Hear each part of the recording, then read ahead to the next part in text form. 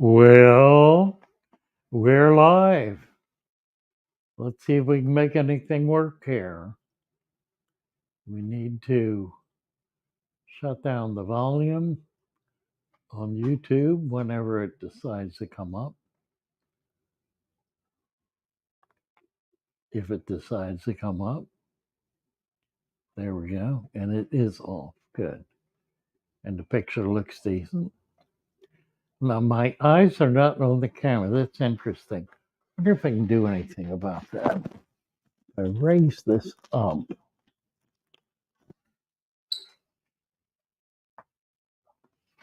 Ooh.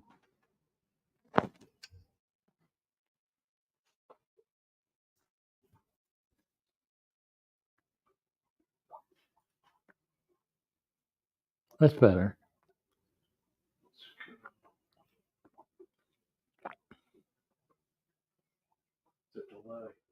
Yeah, it's a delay. It could go. Let's see. I've got a lot of.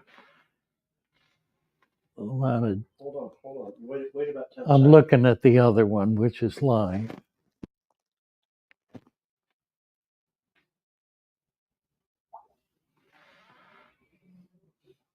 Well, that's better. What's the time? I don't think it does actually. I think. Is that what you see? For this one. There you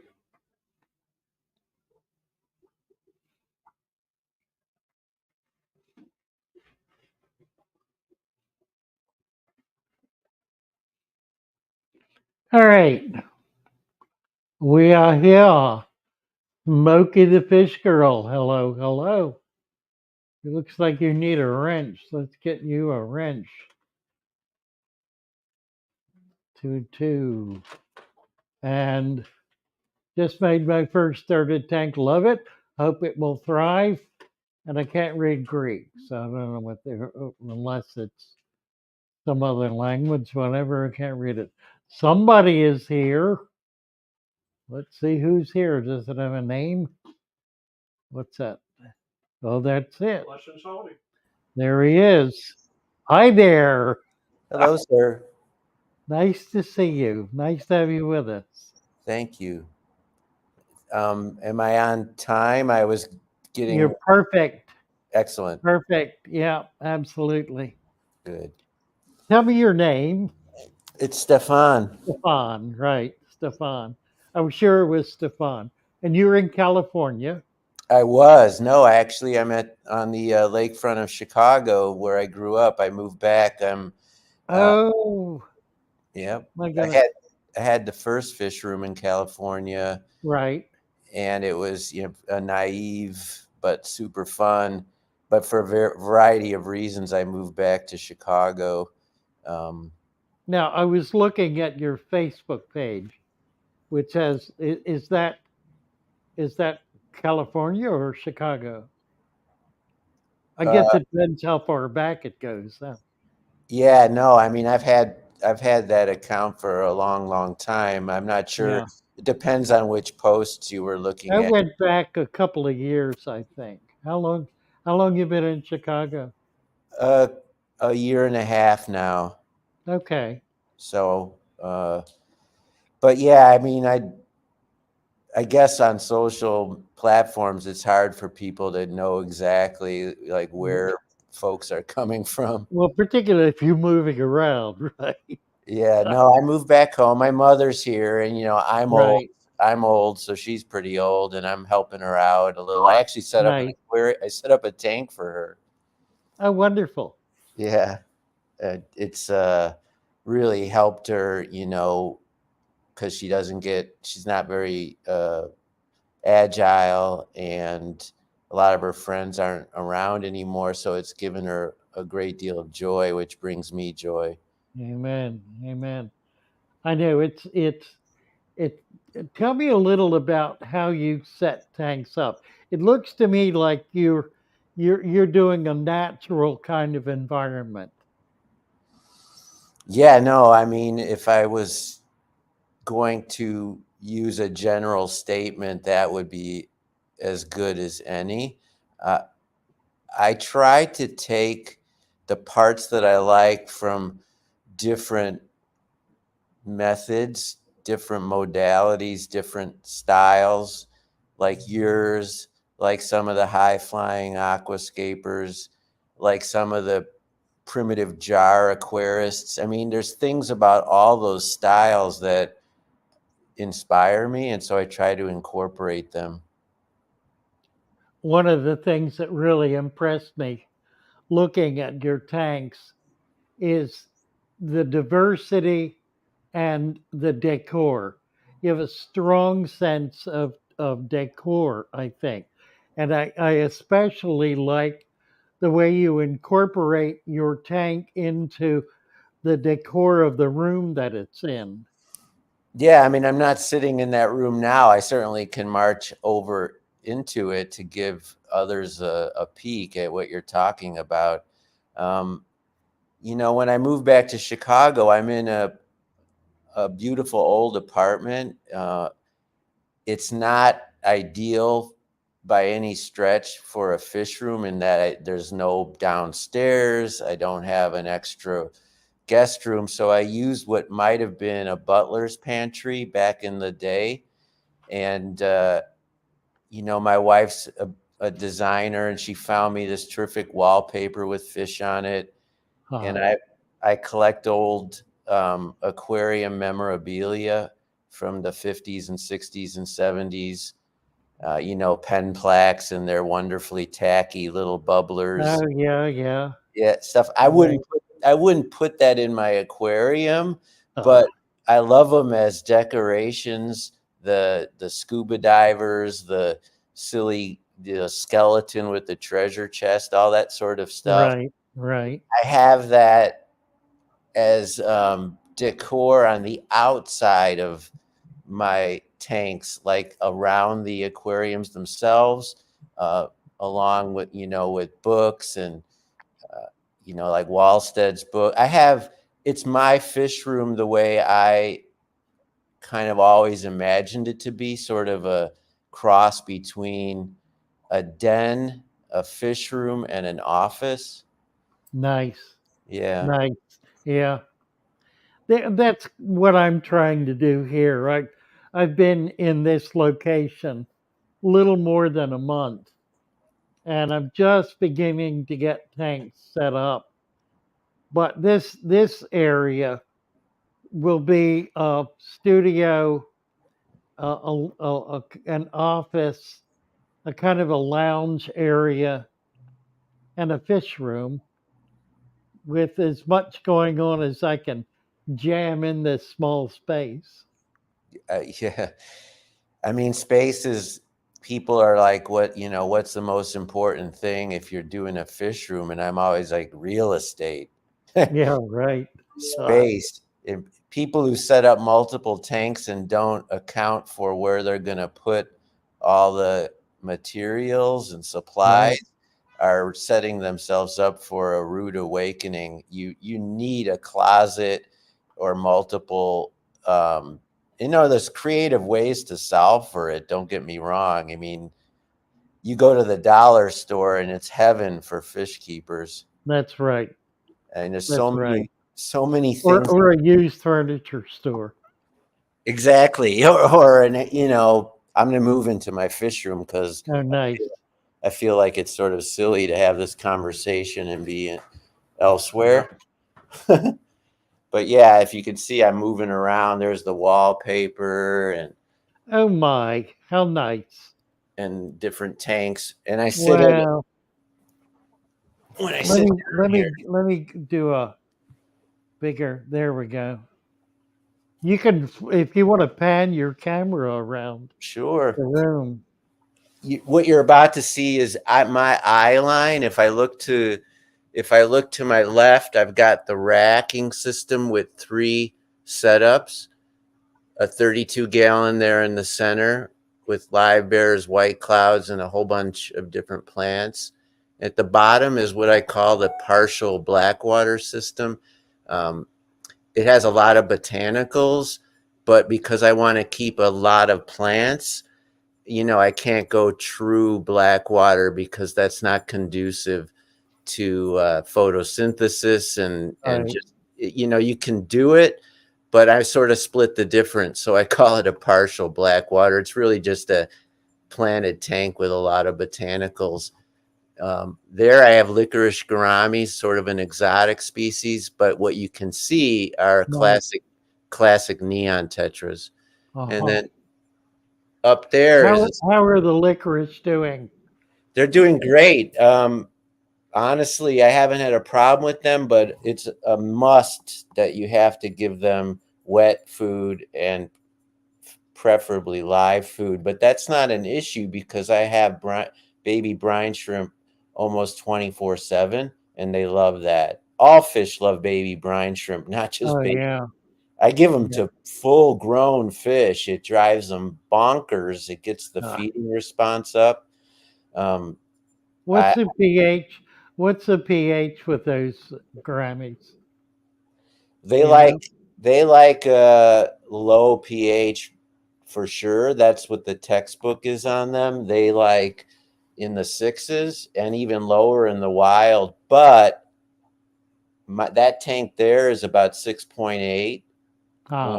and it's working. I can't Yeah. get Chicago water any lower than. Well, I mean, I could if I used different methods, but I don't want to artificially, Yeah. I agree.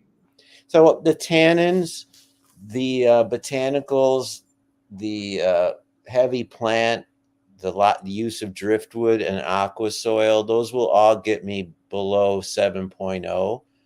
And Right.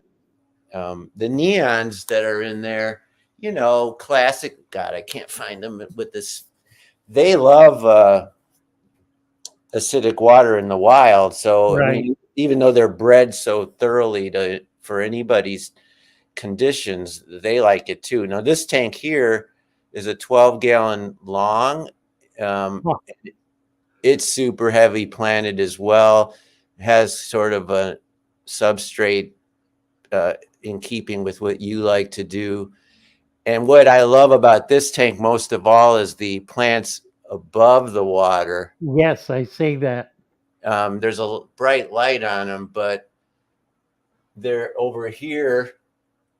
These were red root floaters that migrated from the surface of the water and created this lush bush. Uh, Oh my. they're not red anymore, and I've heard that can happen, but they're so like light and fluffy, and that's a piece of driftwood they're anchored to. And then I have some Rotala. I think this is Rotala splendifer, some Yes. splendiflora. And this is the emerged form, which looks very different from the submerged Can form. you get the camera right up on it, Yeah. on the plants? But that darn light, there we go. Wow. So there's pothos coming out from Yep. God knows where. You Yep. can see the white roots, which I adore, coming down into the tank, Oh yeah. and then the different plant stems growing just in every which way that they want, and I encourage that. And then if you move down, you see some like gigantic pothos leaves. And then this is another variety that's a smaller pothos, and then tighter in on that piece of driftwood is a year and a half's worth of Christmas moss, I believe. Oh nice. It's formed a really plush, almost like you would find in a rainforest. It's like a half an inch thick Oh wow. of just intense moss. Yeah. Yeah. Ha. And then, of Nice. course, the floating plants, the ubiquitous duckweed, and Hmm. then just a ton of cryptocorn and epiphytes. There's Anubias and Java fern that form that dark green area there, which I'll need to trim eventually if I want to see anything in there. But Right. the parameters are good. The clown killifish are in here. You can see one there, I believe. And there's also a group of chili rasboras and just an Huh. absolute ton of Neocaridina, cherry shrimp, and Oh wild nice. shrimp. Huh. Yeah. And then this is what I always talk about in my videos, and let's see if I can make it happen. over on this side is an incredible, intense array of just roots that have already reached down into the substrate, and they create a tangle that's as attractive as any aquarium plant. And the fish love it. I love it. This whole tank is nature. I can't believe how much nature is in 12 gallons. Nature run amok. Yeah, that's. I'm not familiar with that design, that a long 12. That's really interesting. Yeah, it's from So it, Lifeguard Aquatics. You see their oh, logo. UNS makes them.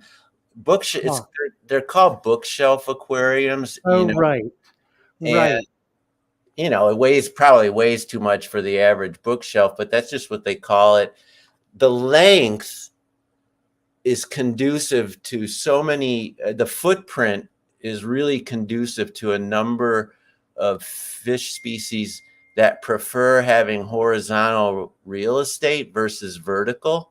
right. And not all fish prefer that. For example, if I move to this tank, that's a 20-gallon high. Let me see if I can. Oh, yeah. And that has a verticality to it. So it's 22.5 gallons. I'm sorry about the diagonal. I'm trying to make it work with my laptop, and for whatever reason. There we Oh, go. I see. There we Okay. go. Let's try to make this. Voila, a little bit. Oh, there we go. It's so hard to when you're not. There we go. I have Nice. two juvenile angelfish in here, which are arguably not appropriate for a 22.5 gallon, but I will move them. But angelfish do like the verticality because of their Absolutely. super long fins. Yeah. They prefer not being encroached from top to bottom. And Yeah, they want to be in deeper water. this obviously nature run amok too, both inside and outside of the aquarium. Uh-huh. And then finally for this room, I have that beauty, which I just posted a video on this one, Father Fish. Yes. If anyone's, God, I'm so sorry about this. But this one is just loaded, and it has that wonderful carpet. I see that. And this How did you do the carpet? a lot of aquascapers are pretty particular about carpeting plants, and I have sort of, and it's inspired a little bit, maybe a lot of your MO, in that there is dwarf hairgrass, which a lot of aquascapers use, but moreover, there's a preponderance of Helanthrium, Tellum, and dwarf sage. There is moss in there, and there is even green hair algae.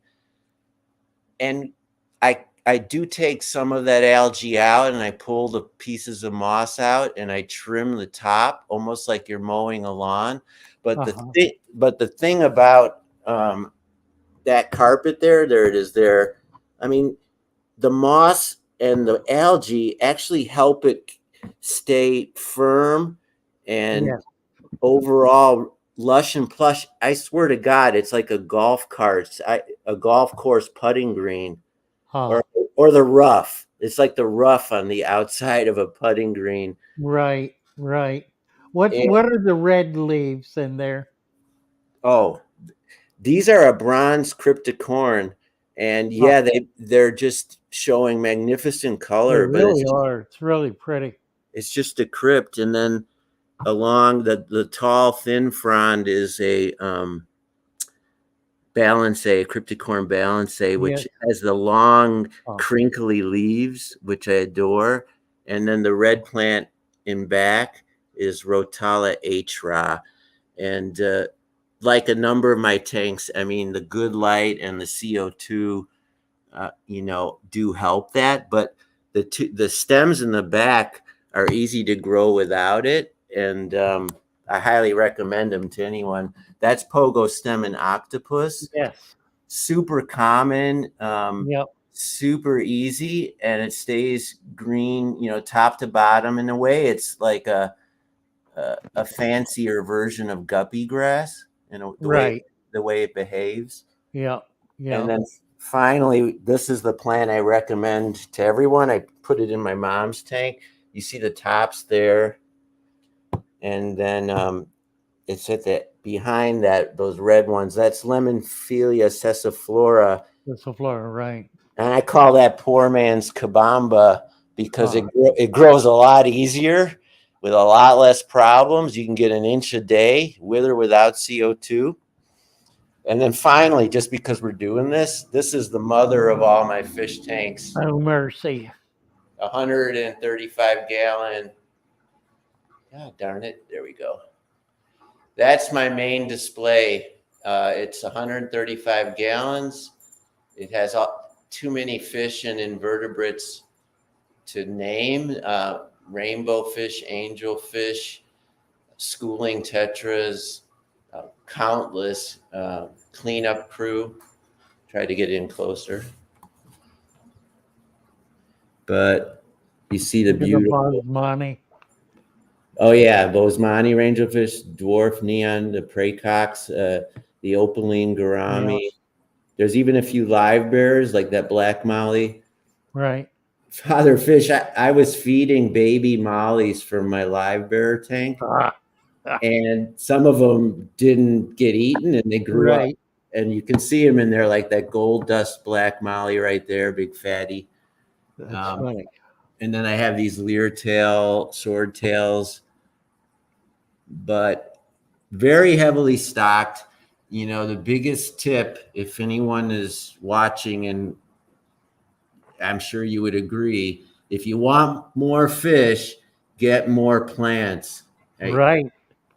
There's, Absolutely. other than the cichlids, where they'll eat the plants, other than certain like Lake Tanganyika or something, those you can't have plants, and that's too bad, and I don't keep them. But other than that, more plants equal more fish. I never showed off this tank, I don't think. People love this aquarium. So Oh, They that's nice. they Yeah. recognize the live bears, just Oh, platies, George. Yeah.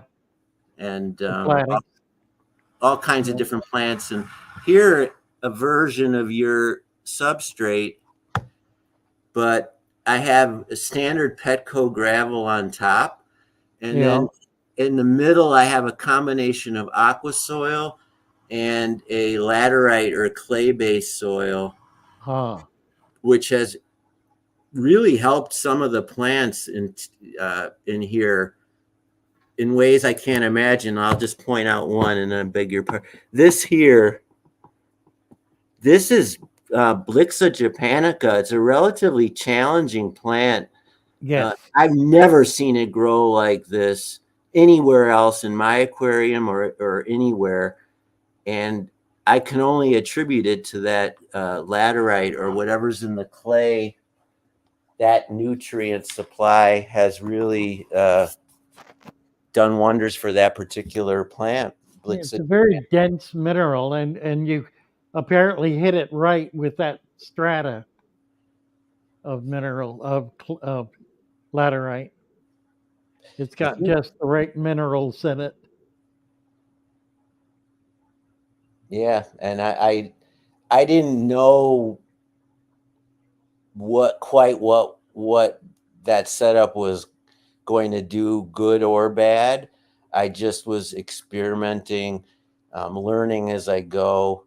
Uh, in some respects, I asked myself, what's the worst that can happen? I was uncomfortable with clay because I didn't want it to be mushy or Yeah. degrade into something that would be a real nightmare, if not an eyesore. But none of that happened. It was fine. Um, so, Aquatics by Nature, which is another new channel. He has a 30-year-old tank yep, that was started with laterite. you're absolutely right. And I've reached out to him when he was just like starting his YouTube channel, and he had gotten some attention from a very popular fish keeper YouTuber in London area in United Kingdom. I think MD Fish Tanks. Yes. And MD Fish Tanks, and this I think you'll appreciate. He's very poetic and introspective. He thinks a lot about, the human condition and how fish keeping fits into, bettering one's life and planet Earth. Big stuff. Sure. He popped up Aquatics by Nature and said, I've been watching this fellow who has this ancient aquarium, and it's really made me rethink my whole ways and means. And here's a guy who sets tanks up and knocks them down and sets them up. I know it. Yep.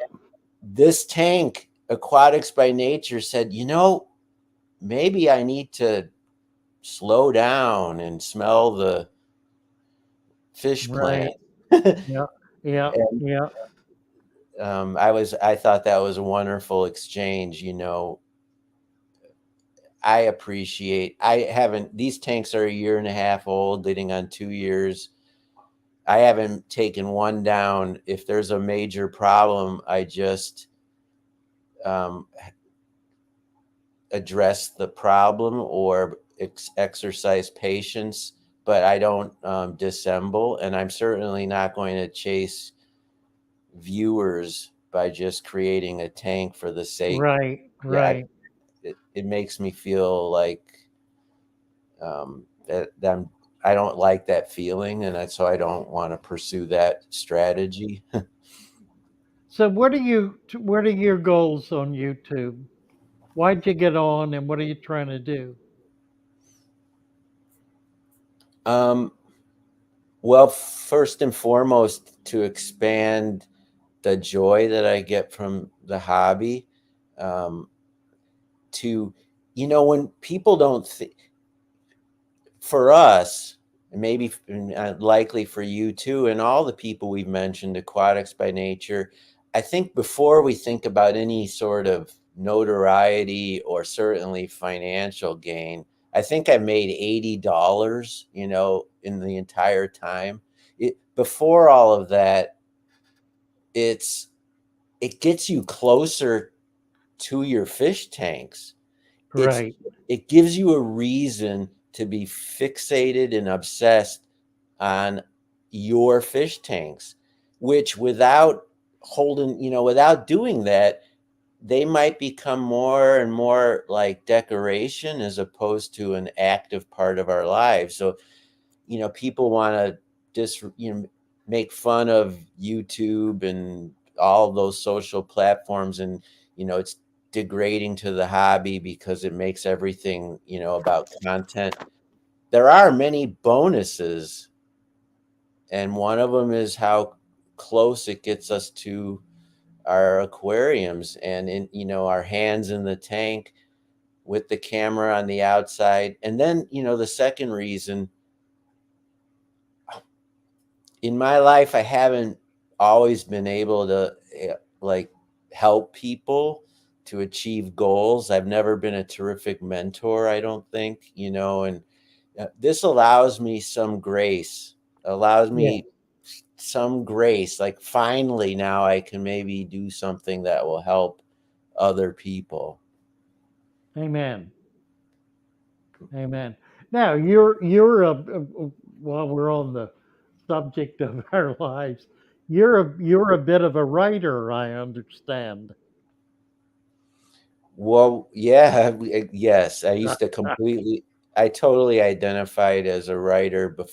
Now more, the different roles, father, husband, I used to put writer in front of all of them, and that's that's part of my own journey of self-discovery. I need that. A priority probably wasn't in anyone's best interests, but there it was. And I wrote for advertising agencies, and I got, Chicago Sirens. I hear it. And I wrote a lot of advertising and some pretty kind of famous ad campaigns. Altoids, the Curiously Strong Mints. Oh yeah. When I was a kid, I helped. I was just started, and I wrote the back part of the new. Do you remember Not Your Father's Oldsmobile? I do. Yeah, I I was do. I helped create that campaign, and Oh I wrote my. I wrote the tail, like the caudal fin of that famous line. So a creative person came up with Not Your Father's Oldsmobile, and my boss said we need a back end to it for a jingle, because back in those days you actually used jingles. Right. And I wrote the new generation of olds, new, old, new generation of olds. And Uh, so the song went, "This is not your father's Oldsmobile. This is the new generation of olds." And Father Fish had drove a ton of people into the showroom. The only problem was it wasn't your father's Oldsmobile. Your father's Oldsmobile was good. And these cars right. weren't so good. Ah, ah. Yeah. The true Oldsmobiles, the muscle cars, the 98, Yeah. those were good cars Yes, and they were. frontline technology for the day. These in the late 80s, early 90s, they just were all over the place, trying to be all things to all people. And anyway, it's out of business. So maybe that ad campaign ultimately drove that client out of business, That's which is funny. it is funny. But those old commercials with fathers and their kids, I did 3 or 4 of them. I did one with William Shatner and his daughter. Oh, I did one with, of all people, David Brubeck and his kids, the oh jazz. my. You Well, can yeah, find them on YouTube. You find those commercials on YouTube. that's So, funny.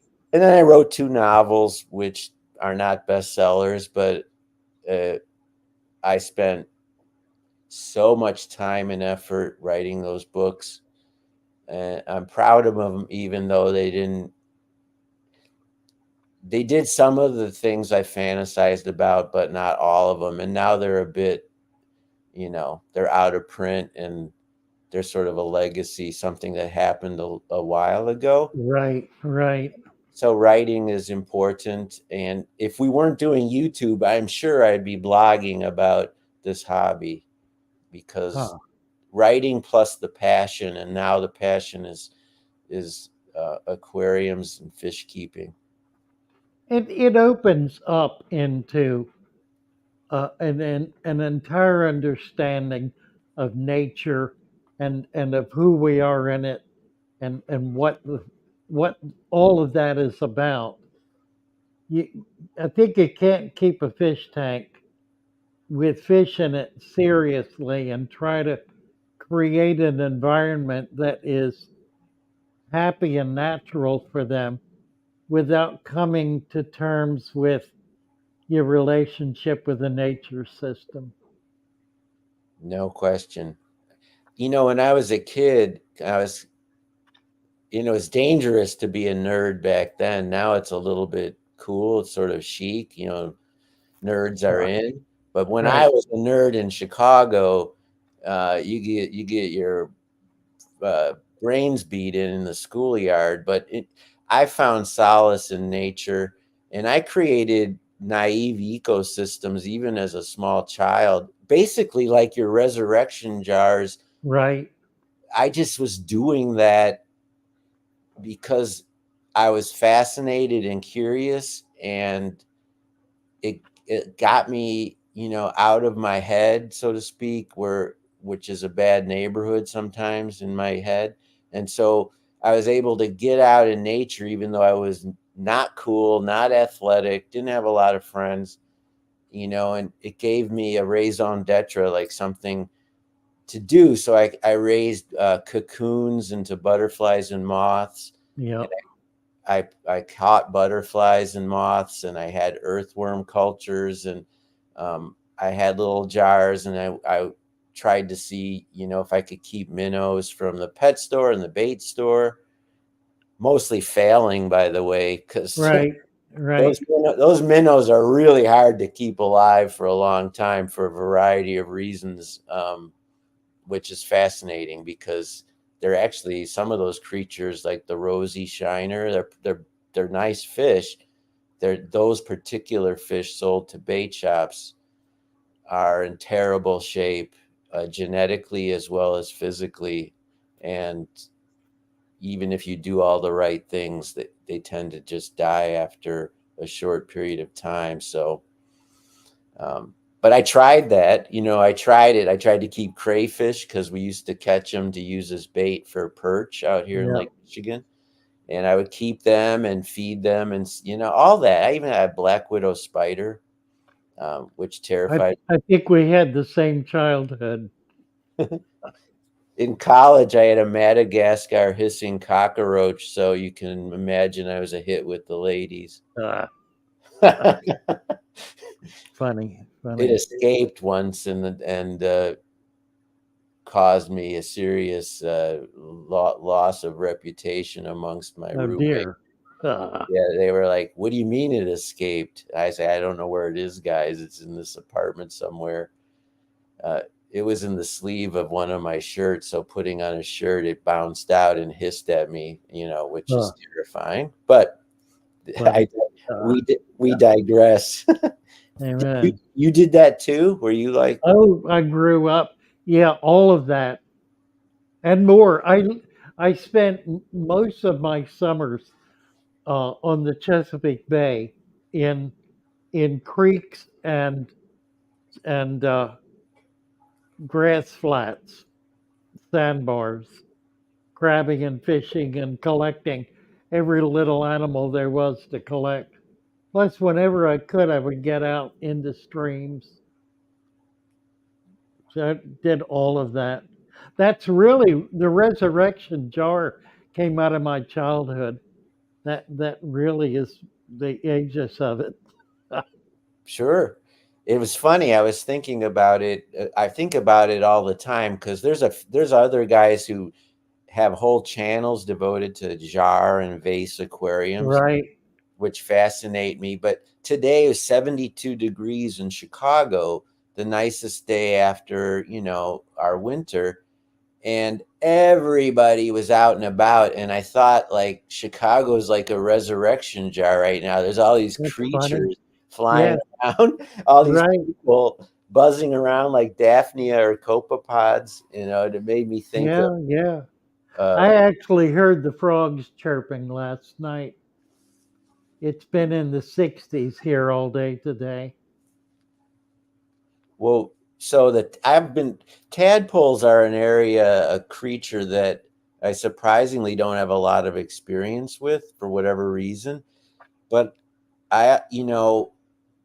if you're going to keep them in an aquarium, which you can do, you have to provide them where to go when they become air breathing. Is that true? Right. Well, yeah, the frogs need to be able to get out of the water. They'll drown if they stay in it. As tadpoles, Yeah. Well, tadpoles can handle it, but once they get their front legs and they start breathing, they always breathe air. They come to the top to get a bubble.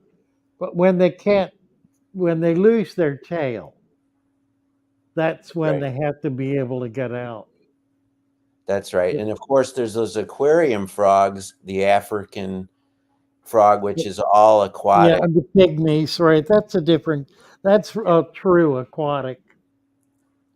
So they which don't they don't survive if they come out of the water. no, big But box, they're all air breathers. they go They up and then down Yeah, and they all get of it. them. Yeah, same Cool. as the Cory. All the Corys are air breathers. Yep. People don't realize that. Maybe I didn't realize it The until Grammys are all air breathers. the labyrinth fish. That's right. That's right. So, Yeah. you know, the funny thing about most of the fish I keep, I keep now, and I've had betas, and you saw the two gouramis in that big tank.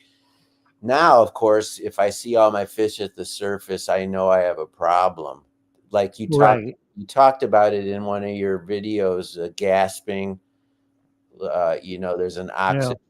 oxygen issue, which of course, and I laughed so much because you talked about it. There's no test kit for oxygen. Right. Right. You just have to look. You have Not that you can afford. to, and then you were like, just look. Use your eyes and I do that just like you Right. suggest. Right. If I smell something a little off in my fish room, if I notice the fish behaving in a way that's unbecoming to the natural system, like gasping or at the top of the tank or huddling in the corner or shimmying, Yeah. all the diseases, you're right, they have very noticeable tells. Oh yeah. You don't need a vet to kind of figure it Right. Right.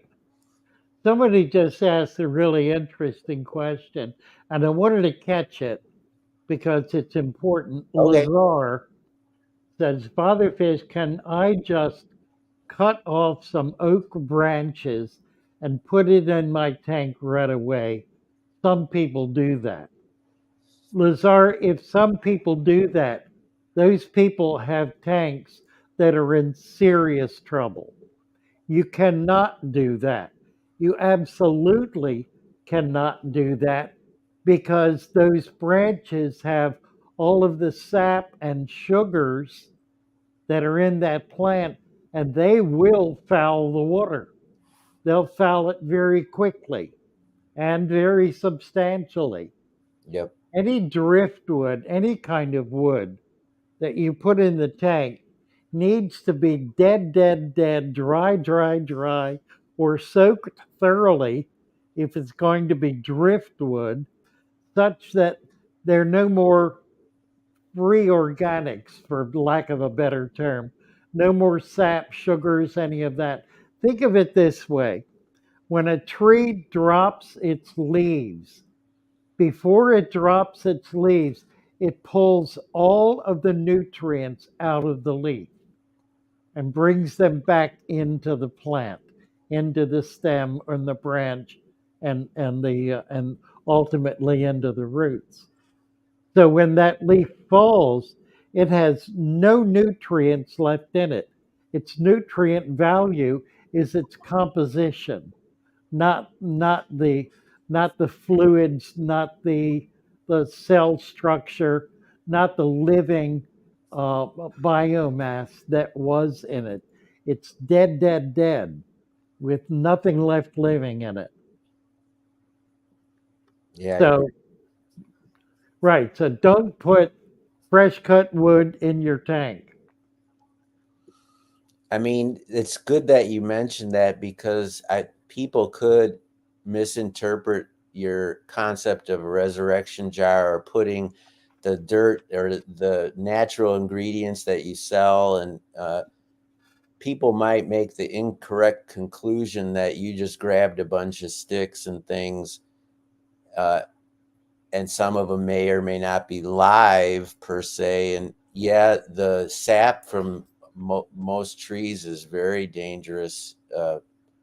Not dangerous, but detrimental to. Yeah, it becomes a pollutant. Right. Any branches that are laying on the ground that have dropped off a tree are fine. Right. They They're still they're they're use a good completely water. desiccated. They have no there's nothing in them that's going to be a problem. They may be full of tannins and they may turn your water brown. But that'll be about the worst that'll happen.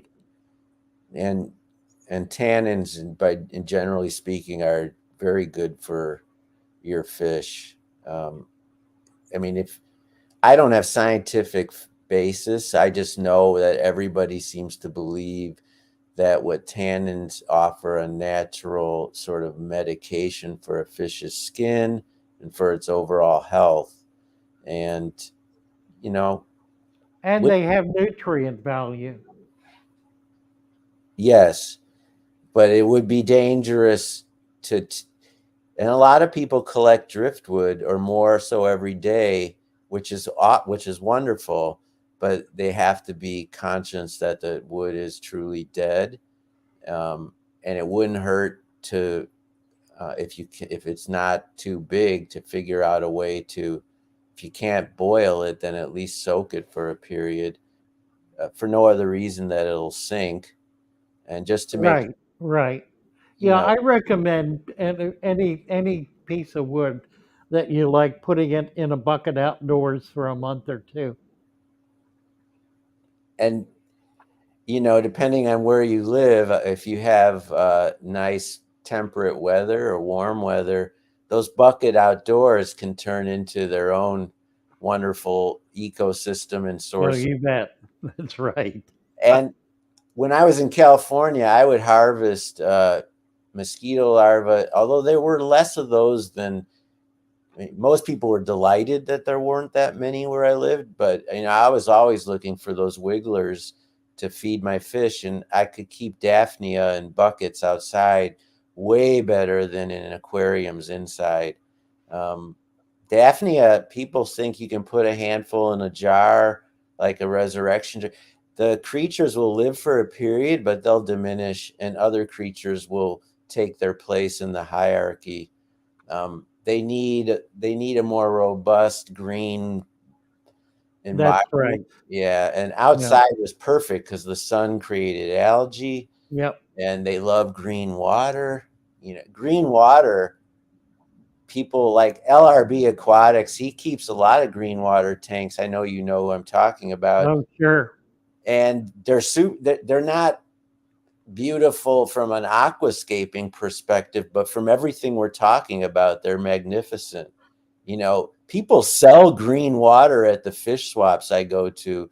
They will sell that water for you to take home to feed your Daphnia, and otherwise make your tanks more holistic and organic.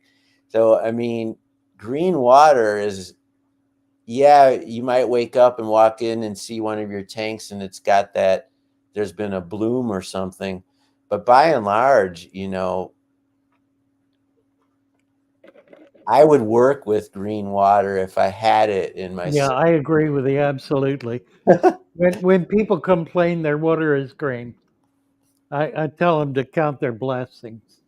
It means their tank is very healthy. And it's the same thing with algae.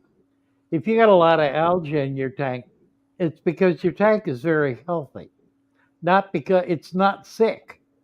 That's not there's nothing wrong with the tank. It's simply growing plants. It happens not to be a plant you appreciate. Now, you're absolutely right. And I only have one tank where I encourage and don't do anything to discourage algae because, um, well, there's a couple reasons. One, my ego, it's all on me. My ego doesn't tell me that algae's unhealthy, but it says that, I could make this tank look more pretty. I could make it look more attractive. Right. And I do endeavor to do that. And honestly, and I think a lot of your viewers are going to appreciate this. My spouse, if she saw a bunch of green, sort of swampy tanks, I don't know how long I could keep my fish room. Uh, she right. It's in our house. It's not hidden away in the basement. And her guests and her family come over, and I know it would be a matter of, disappointment if my fish room was too biological. I understand what you mean. Yeah. I struggle with that because I tend to let I tend to I tend not to keep my hands in the tank. I tend to keep my hands out of the tank. I have tanks that can go literally for months without my paying any attention to them at all. I know, and it's kind of one of the things people love about you and what you're doing and what you're encouraging. I would be a liar if I said that I'm on that exact path. I, I do keep my hands in the tank. I like to be engaged with them in that fashion, maybe more figuratively than literally. I mean, anytime you put your hand or any object in an aquarium, bad things can happen. I get that, but I do like to keep these aquascapes. That's where I say I take bits of what I like about what people are doing, like what you're doing, like what MD Fish Tanks is doing, like what LRB. I take the things that I adore the most and try to apply them into my approach. And so, when we've got a system that's so full of, gosh darn it, I've got a little of a lot of the things going on in here that we talk about, that you talk about. There is some blackbeard algae, there is some green hair algae, but the plant leaves are pretty free and clear of it. Some green spot algae, and I don't scrape or do anything like that. I just let the plants win. The plants are, as you know, I'm preaching to the converted. The plants compete with algae for the nutrients in your tank, and if you have a ton of healthy plants, it can defeat algae. And so I let that natural discourse between the two organisms play out, and generally speaking, the plants in all my tanks win. And so I don't have to keep on using hydrogen peroxide or all these like dangerous algicides. I don't do any of that. But where there's flow, I get blackbeard algae, and where there's too much, where there's a lot of light, I'll get green spot algae. And you saw in that carpet, there's green hair algae literally intertwined with the dwarf hair grass. And from 1 foot away, it looks fabulous. So I'm not worried about it. And it's super green and healthy looking. And there's no odor, If I have green water or brown water or yellow water and there's no odor, I'm not worried. But if I start smelling that sort of sulfuric sewer kind of smell, the swamp odor, and then I get worried. And of course, my wife would have my ass on a platter. Those tanks. I'm working on it because I really want these tanks in this area to be very nice. So I'm having some problems with this one, but it really has to do with I had twice as much light on it as I do now, so I was getting algae. I've cut the light back and I'm changing out a lot of the plants, getting more swords and anubias and more hardier or sturdier plants, I should say, getting away from a lot of the stem plants. Yeah, I keep on.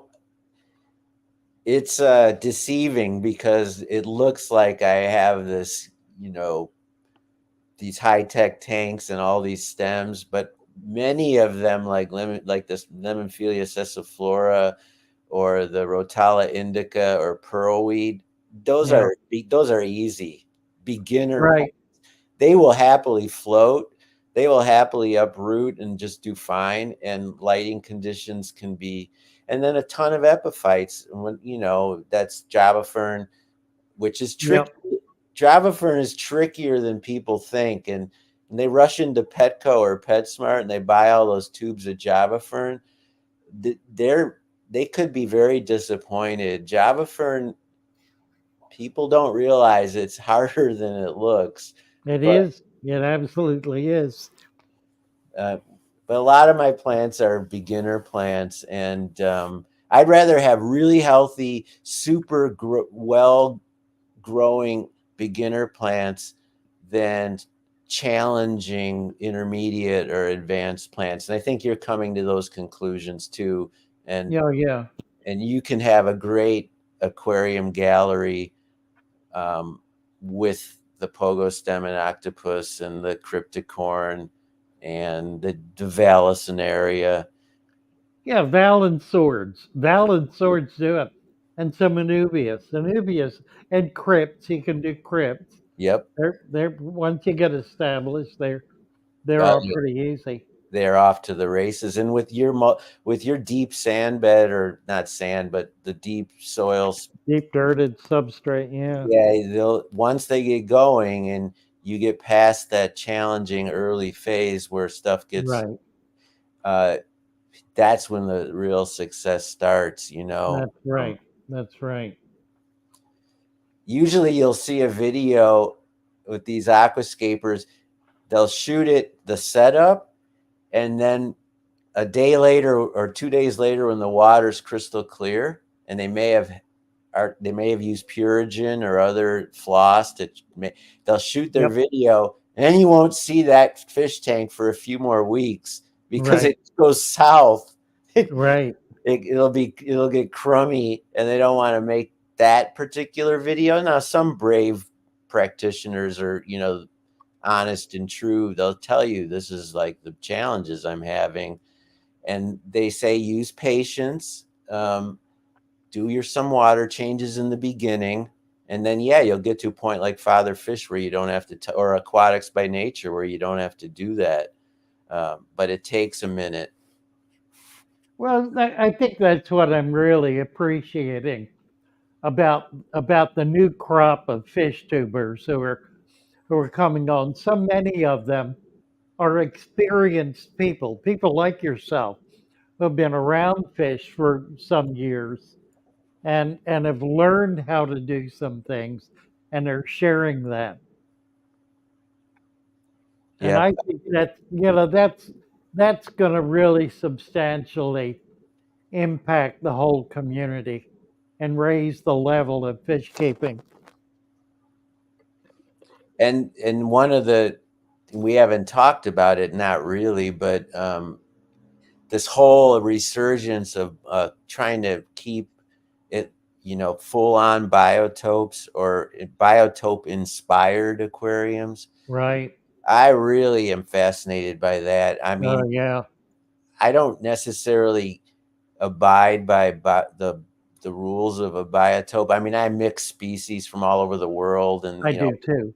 that's Yeah. not that's not a true biotope. But the biotope inspired aquariums, you know, there's the actual categories now in the aquascaping competitions that use a really hard line, and they judge the aquariums, are they authentic biotopes. So a Czechoslovakian fish keeper with a cold water tank with just wood and stones and rock and a few silver minnows, he could win. Right. He could win because it's true. It's just like the river that he's trying to replicate, you know, and I'm fascinated by that. And I have a fantasy of a Lake Michigan biotope that would feature the invasive round goby, which is doing to our waters what the lionfish are doing to the Florida waters. Right. It's an invasive The zebra mussel. zebra mussel. I Uh, was fishing yesterday. If your hook even drags along the bottom, you'll pull up this clump of zebra mussels, huh. and they have that's a so it's super interesting to me. And I even the God, my mind is going in two different. The zebra mussel has done one thing that people really appreciate in this town. It's made the water in Lake Michigan at times crystal clear. Right. A problem is that's because it's filtered out all the nutrients, Exactly. and it scared away the no more lake perch. Right. You can hardly find them because they actually preferred the dirtier water that was rich in particles and nutrients. Zebra Yep. mussels by the zillions have filtered all that out. So it looks like the Caribbean, but it's barren. And you talk about that all the time. You know, if you make your tank sterile, you know, look at the definition of the word sterile. It's Right. it's pristine and lifeless. Right. Exactly. Then Exactly. You know, I think the biotype is interesting the best way to do a biotope is with your local flora and fauna because you can go out and collect it. Expanding on, if you take the resurrection jar concept and Right. you expand it and decide I want to, incorporate higher life forms, different fish and things, Yep. invertebrates that you're not likely to catch when you do a resurrect, then right there is the genesis of what could be a legitimate biotope. And That's right. if I did a Lake Michigan one, obviously I'd have to manage water temperature. It'd have to be a cold water tank. And even room temperature is too hot, which is a real problem. And the only way to solve it is with a chiller. And that is a lot of money. And it's undesirable. It's a big, Yeah, it's iffy. Right. yeah. Well, now you've done salt water in the past. Yeah, that's why it's lush and salty. Right. I don't have any more salt water, but YouTube doesn't let you make an easy change. You can start a new channel, but then all the equity I've established, I'd have to it's so I just keep it. And people assume it's a function of my personality. Oh, he's salty. Right. There you go. I'm okay with that. Ah, very good. But Yeah, I yes, want to be able to do more salt. And I'm in an area now where I can. I'm right near Ocean City, near Assateague. So I'm right on the Atlantic Ocean. And there are plenty of bayous, plenty of inland waterways that are high salinity where and I can brackish. collect, yeah, And brackish, and some, and I'm lower bay, so the brackish is pretty high. It's up in the 20s, so it's and pretty close to salt. and the temperature is Well, that's the can of worms, of course. I'm sure it varies, but the Atlantic Ocean can be very chilly for sure, very cold. Right. And that's the thing about certain invasive species like the lionfish is tropical, but unfortunately it Right. also is able to adapt and become more comfortable in cooler water, and it's moving up the coast. There have been, fish caught very far north of you for what was considered just a Caribbean Yeah, exactly. kind of, and but Well, still, yeah, that Gulf Stream comes right up the coast, and it's been common for coral reef fish to be caught right here in Ocean City by the end of the summer because they're coming up that Gulf Stream. the fun thing about what you could do, I'm not familiar with the easier, smaller kind of fish that you could put in a system, but the chaeto or the kinds of macro algae Yes, that you that yes. is definitely, and there's reds and greens and they're fascinating and they're Oh, really, some of them are wonderful too. I've not found a lot of nice ones here yet, but I just got a boat and I'm looking forward to getting out this spring and doing some serious collecting, looking for some grass flats and sandbars. and you will need flow, so some sort of power head, if not going to do, if you're, and filtration is maybe not, I don't know, I'm a little out of my league with that biotope. But the beauty of the internet and having dialogues like this is you can figure it out. Right, And right. the success there would be in figuring it out, and that would be thrilling, even if Yeah. the average person comes in and says, well, that's just a hunk of algae in a stick. You're like, no, no, no. Uh, It's I think just, power heads are the key to saltwater tanks. yes. You got to have flow, and it's got to be substantial. I loved my coral. I kept soft corals. They're easier and they I could did too. Yeah, tolerate a slightly dirtier water than yeah, the what do you call them? The sticks, the small polyp stony corals. But I had all the big flowing and squishy. I had the zinnia and Right. The green star polyps. all of that easy, Yeah. just like the aquarium plants I keep now.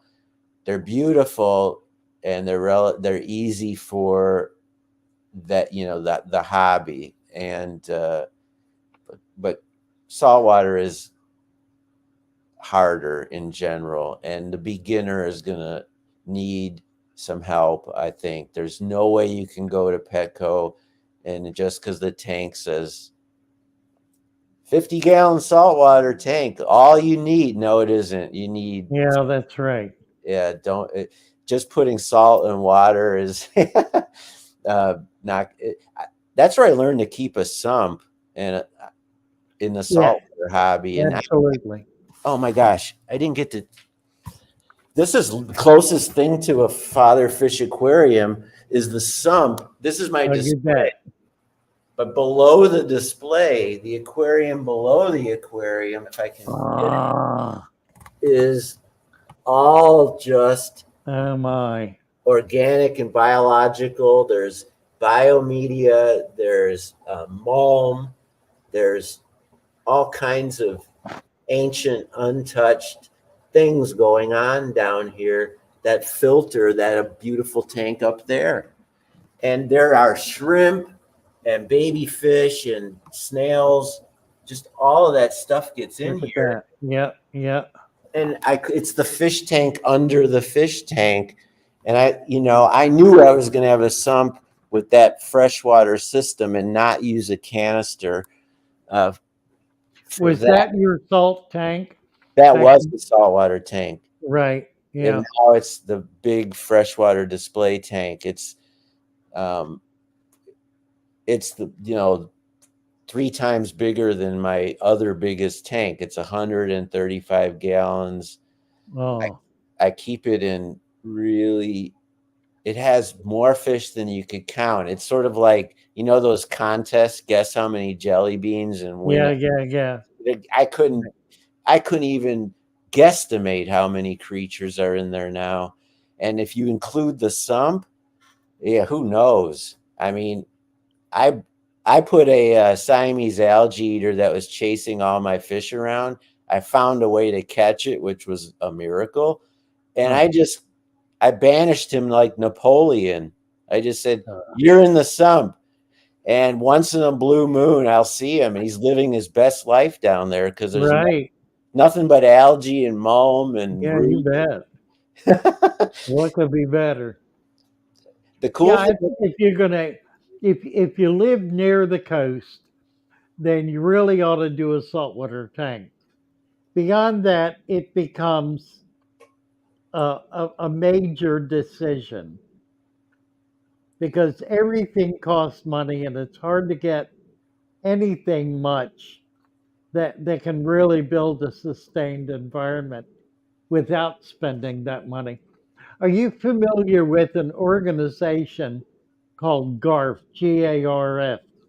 They no longer exist, but they were around in the 90s and the early part of this century. They're located in Idaho over a geothermal vent.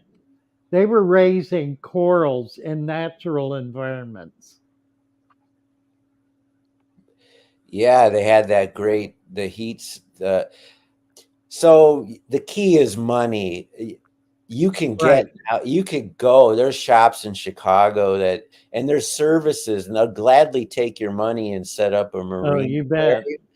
But you're Yeah. talking thousands to that 135-gallon tank with all the whistles and bells is would have been exponentially more money for me to create here in Chicago than any of my freshwater tanks, Yeah, that's right. maybe combined.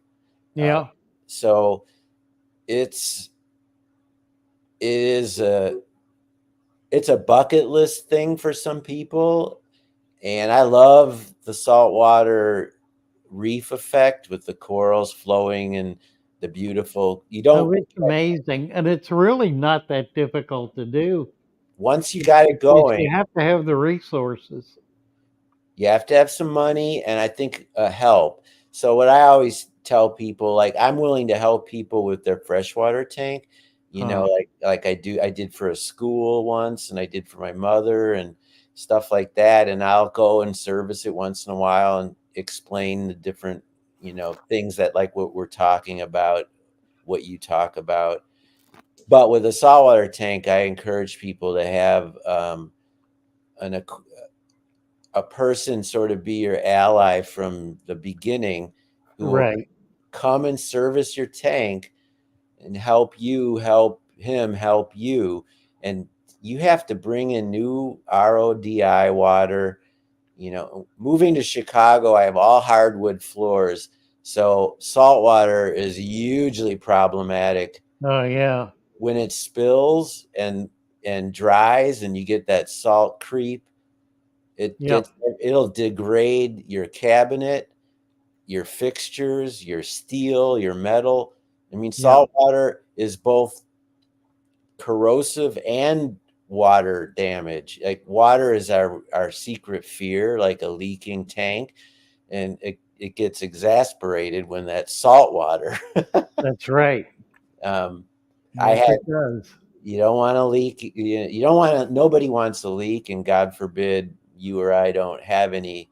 But particularly with salt. Yeah, it's it. You might have to refinish your floors, whereas with fresh water, you could catch it a day later and mop up, and you know it's a big night. Right. Right. But it's not that. It's different. Uh, I don't do salt water right now, but I haven't ruled it out. I think you're doing. If I'm wrong, correct me. Is it a smaller like cube? Is that Yeah, I've got a 15-gallon salt that I made. It's all local. It's a local biotope, and I have not been able to do very much collecting, so I don't show it off much because it's frankly ugly. It's ugly and dirty and just a mess. But I don't have anything particularly nice in it. I do have fish that have been in there from the beginning. I've got a goby, some crabs, some local let's see, killies, and some pupfish that are doing extremely well. Everything's alive in it. Haven't really lost anything. so the killifish and the pupfish are able to take the salinity? Well, they're from that water. Okay. They're local. I call them all locally, and the goby for that matter. They're right out of the water. It's really a biotope. The round goby, the freshwater invasive species here would be so easy for me to catch, but you know, like I said, I imagine a longer bookshelf like the one we're looking at there. That's 32 gallons in the middle, and I could replicate the area sort of where I fish, where the piers and the sailboats and where I would used to catch panfish, and I would put in some, what is it, anarchus, the classic pond weeds, you know, Right, and right.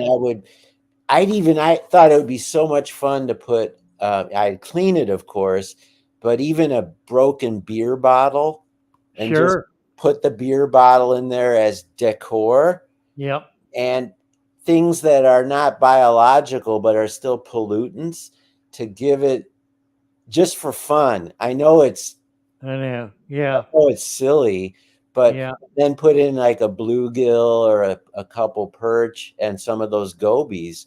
And the only reason I can't do it is because I need the temperature to be really like lower than much lower than 72. I think it would be forgiving. If you're not keeping your house at 80, Yeah, I'm not. you're probably at 74, 75, aren't you? Well, I mean, when it's winter and it's 20 below zero outside in an old apartment, that's a Oh, luxury. well, But they would do fine in that. yes, then I could. Well, it's not that cold in here, but I'm saying the old heating systems in this building, Right. I can. It's 68, 69. But in the Yeah, I summer, don't think you'd have a problem with it. I really don't. Unless you're getting up over 80 on a long-term basis, which you're probably not. so that would be that's something that if for some reason one of these beautiful aquariums has to go away, and like I'm not taking it down just to entertain my Uh, fantasy, but if there was a reason, that is well, something. you need a new aquarium, don't you, to do I don't that? have it where I mean I could put it back here where I have my There you go. You could. All this is where I have all the literature. This is the right, the right. pen black stuff from the 70s, and then I have these old like hobby books. There's always room for one more tank. Here's where I actually collect old eggshells from breakfast. Oh, how neat. And Right, of course. and then for people don't realize they love their mystery snails, and they Yeah, snails do terrible after a few months if they don't have some calcium for their yeah, shells. exactly. That's And right. that's Yep, something everyone there are more ways than busting eggshells. You could buy Snello like algae and with its yep, calcium in it, but without or you use like a lot of fish keepers they just put broken shells or yep. certain hardscape will provide it. But I've had snail after snail after 3 months in a somewhat acidic or a low pH tank, their shells will degrade right before your eyes. Yeah, They that's right. will. It's sad, and so I started crushing the eggshells into as fine a powder I can, and literally just sprinkling it in the tanks. And I found those snails right on top of it, and the Yep, shrimp too. yep. Neocaridina, That's right. They have a chitin shell. They need that as exoskeleton, well. just like they have chitinous, and they need it to molt. Yep, So shrimp keepers, the wise and ever growing population of shrimp keepers, which is a whole other category in this hobby, they know that they need a harder water or certain kind of hardscape, to just have a father fish aquarium. I have to supplement some calcium into that because I have a little bit of a shrimp tank. It's sort of like your saltwater tank. It's not very pretty. I haven't shown it, and we're not really doing a fish tour. But there's a ton of shrimp in there, and in order for them to reproduce and stay and thrive, I need to make sure they're getting, cut zucchini, yep. in addition to all the algae and calcium. And I do it with eggshells. I do it. There's products like those. What do you call 'em? Magic Wonder shells? Right. You can add that in there. Cuddle bones, and that's what Cuttlebone. he was saying. That's Donna Arnold saying she uses cuttlefish or cuttlebone. Yeah. I guess you can go to the butcher for that, right? I don't even know, or if you don't buy it online. I've never used that, but I think that makes a lot of sense. You can buy it. I used to buy it by the box from Pet Supply because it's used for a lot of birds. It's primarily used with birds Interesting. I didn't know that. to provide calcium for their eggs. For the shells, exactly. Yeah, right. Cuttlebone would make more sense than what I do with these eggshells. That, to be honest, is kind of a pain in the butt. It You know, works. it It's works. perfectly effective. Yeah. I use a mortar and pestle. I have it, Oh, okay. and I crush them, but because I don't really want to look at a bunch of my, Uh, breakfast stuff. It would take a while, but grinding it up and sprinkling it all over, or some people put the Cuddle like literally in their hang-on back filter to let right, the water rush over it, or just right. set it in the tank so the snails can get to it better. I think your viewer is right. That makes more sense, and I haven't applied that. I think what I'm going to do this week is find a box of Cuddle bones like you. Yeah. Peplin Creek is in here. They do a number of things like this for snails. They're doing the sticks and the Snello, but they also sell calcium blocks and calcium chips in their Get Gill store. Oh, okay. I use Get Gills. That's I need to. It's a good sort of topic within what our discussion because Right. some of these natural tanks, as good as they are, they don't they have, because it's a contained system, because it's artificially contained, it's a box of water. It can't do what Mother Nature does, no matter how much. So even a resurrection jar, if you try to build that into a tank, there are things like what we're talking about that would be a good, good to consider. Yeah. Certain Well, natural. one of the things that our research on Discord has discovered is magnesium, the importance of magnesium, and the fact that magnesium burns itself out very quickly. So you can put magnesium, and I do, through Epsom salts in my substrate, but it doesn't hold up very long. And That's right. so it becomes really important to have a supplement. And one of the best supplements from magnesium is not banana peels. It's spinach, kale, any of the green leafy vegetables, which are perfect for lots and lots of fish and inverts. Yeah, I mean, I have a lot of bristlenose, and they adore Right, anything right. green. I actually, So it's yeah, it's providing a very critical mineral that otherwise gets depleted very quickly and easily.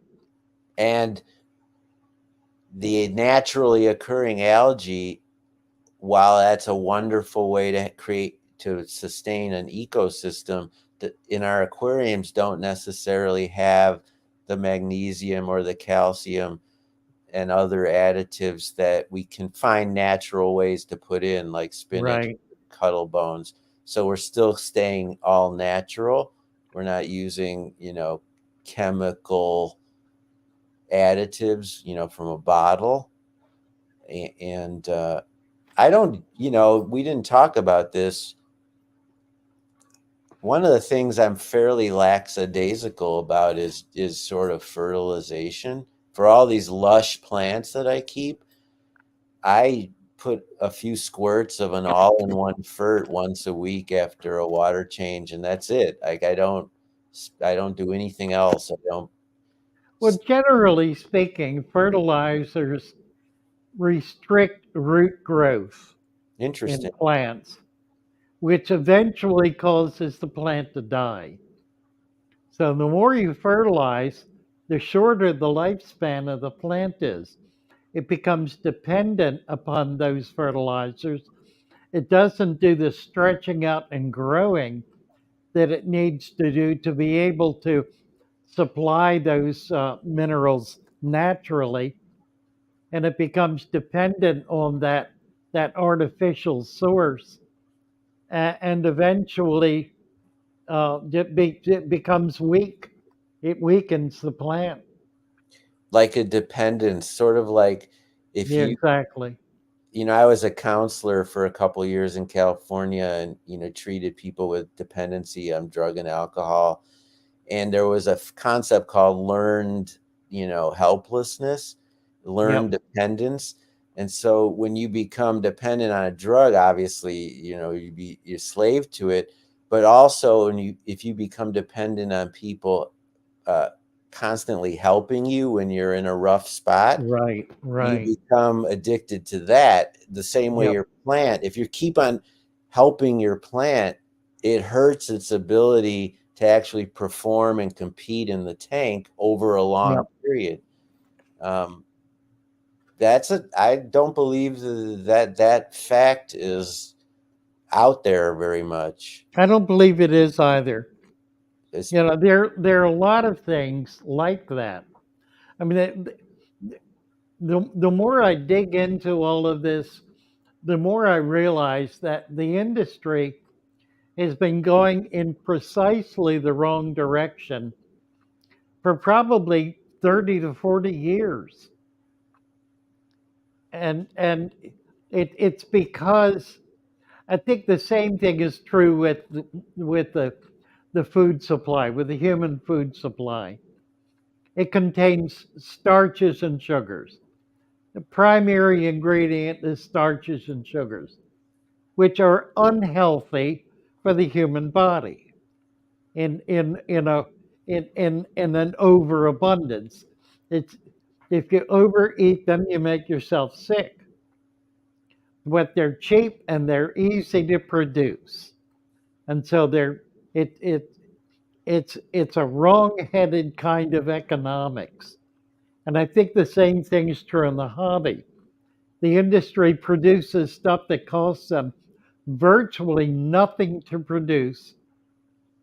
They can get it out for pennies a dollar and charge 10, 20, $30 and make, you know, up virtually 100% profit on it. And it's not doing the animals in the tank any good. Not long term. You can sell it, you can make a case for it, but it's really counterintuitive. There's so much that is. If the Gravel. Gravel's the best example.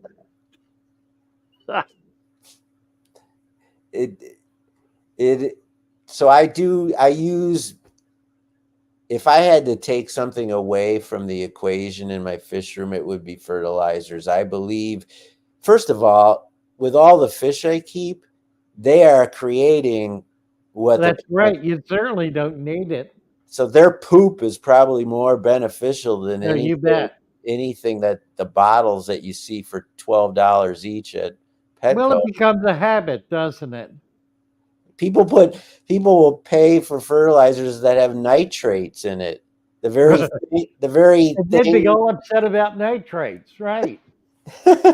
because plants want that, and so our fish poop that's a main component. But there's other Right. things in the fish poop that are probably better for the plants than whatever. Yeah, like urea, ammonia. Ammonia isn't that like a fundamental building block for Isn't it? Isn't it ever? Right. an API, the test kit? The things they test for are ammonia, nitrates, and nitrites, and Right. All pH. the things we really need in order for the tank to survive, they want us to get rid of. So I struggles, I struggle, but I test less so now than in the beginning, more for spikes, unusual, like Yeah. way too high or way too low, rather than anything else. And But you know perfectly well, if there's a problem in the tank, you can see it. or smell it, yeah, Right. You know it's there. You may not know what it is, but you know it instantly. exactly. And so I'm learning, and from people like you, honestly, to rethink concepts that are tried and true in the hobby are fraught with issues like this fertilizer thing, Yeah, exactly. and, Right. and other stuff, Lots of other stuff like fish food. or gravel, fish food. Yeah. Fish food. I love, one of the things I love to do, and it's in my closet. I raise grindle worms and potato beetle larvae, Oh, which nice. potato beetle larva, it doesn't get talked about a lot, but it's super easy to culture. And if you're trying to get a pair of angelfish or some somewhat larger organism to get super healthy and super fertile, the potato beetle larva has more protein than Huh. blackworms or bloodworms, and it's really fun and easy to culture. You just need dry Quaker oats and unsalted peanuts, Now, by potato beetle, are you talking about, what are you talking about? Well, You're that's what I don't like know. super worms? They're I don't want to. They're little beetles, so they're actually Isoptera from the beetle family, Like like a peanut beetles? yes, they're Yeah, peanut okay. beetles, and um, they on eBay you can get yourself a little culture as I did, and it takes a few weeks. You get a few adults, you put them in with some dry oatmeal or other things, and throw in a few peanuts, and maybe I slice one piece of baked potato for moisture, and Ah, then you put it in a Tupperware, shoebox size plastic, dollar a piece at the dollar store. Put a few holes in the top at room temperature, out of the way, and then a few weeks later you open it up and you'll see the adults, and ah. they cannot climb up plastic, thank God, or my wife would that would be the end of it, because they're beetles. They look like, Right. they're people who don't like insects are gonna not like them, but their larvae, like mealworms, are all over, and you sort them out. I've learned all these tricks to making it easier. Like they'll stick to paper towels, so you just pour a handful of the oatmeal on a paper towel and hold it over the shoebox. Everything falls off except for the larva, and then I take my tweezers and I gather them up and put them in a plastic cup, Ah, and then nice. you feed them. Literally, you can feed them all at once, but what's really fun is to put one at a time, and Right. your bigger fish, rainbow fish, angelfish, go bonkers for them. And if you're trying to condition fish, if you're a breeder, and that's usually who buys or raises them, are breeders. I'm not a breeder, but I was so excited about an alternate live food that I could keep at room temperature that I tried it, and it's been working for me. Grindle worms are the next easiest thing for me because Right. room temperature. I don't have in my fish room a refrigerator. I don't want to spend the power, the extra socket, or the real estate to put a refrigerator in here. And for white worms, you need a cooler You temperature. do. That's right. And I'd love white worms, but I'd need a cooler temperature. And so grindle worms are a great option. They're pretty darn easy. They just require a lot of you can't let them go for too long or they'll get foul. So Stefan, we've got a bunch of new people in here. okay, Would you mind showing us a tank or two? sure, but it was hard. I wish I could do it without. Can you put it on a wider screen, Yes, maybe? I'm going to do that right now. There you go. All right, let's see if I can not screw this up. So this is a 20-gallon. It's got a Chihiro's light, which is a wonderful sort of medium to high end light. It's from China, but they do a great job. And it has an app that I really recommend because if you get it right, you don't need the timer. I run it at about 50% of its strength. You don't need all the strength. That's why a Haiger, a Nikkor, a much less expensive light, it won't give you the spectrum, but it'll give you more than enough of the par, more than enough to grow a lot of the plants you see here. So this is the one that has that really fun carpet that is so thick it's like a golf course, and it has algae in it, green hair algae and moss, as well as um, dwarf hairgrass and dwarf sage and halanthium, which is a fast growing small stem like a sword plant. It's actually in the sword plant family. All that's in that carpet. And I would argue that this carpet, because of all that mixed together, makes it more robust, more beautiful, and easier to maintain than if I tried to do a more exotic Monte Carlo or dwarf hairgrass carpet. So a fun tip for beginners, and I cut this like a lawn. I don't worry about pulling out plants, or I just cut it all from the top and I haven't had any death for the little sword plants. So I think it's a myth. Same with Vallisneria, by the way. You can cut it. You can cut the leaf. You might get a little death at the edge, but I haven't. It's not been my experience. So this, let's see, that bronze plant here in the center is a simple cryptocorin, a bronze crypt Wendetti, I think. Nice. But because it's in its happy place.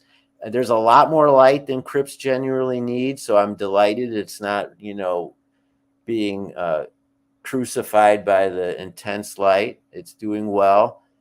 And then I love, like you can see it down at the below center. That's Anubias petite, and it's doing what I love it to do, which is a vigorous, tight bunch of deep green leaves with zero, very little algae on them. It's like a hedgerow when it gets to be that way. And then, of course, I've got bigger Anubias, bigger.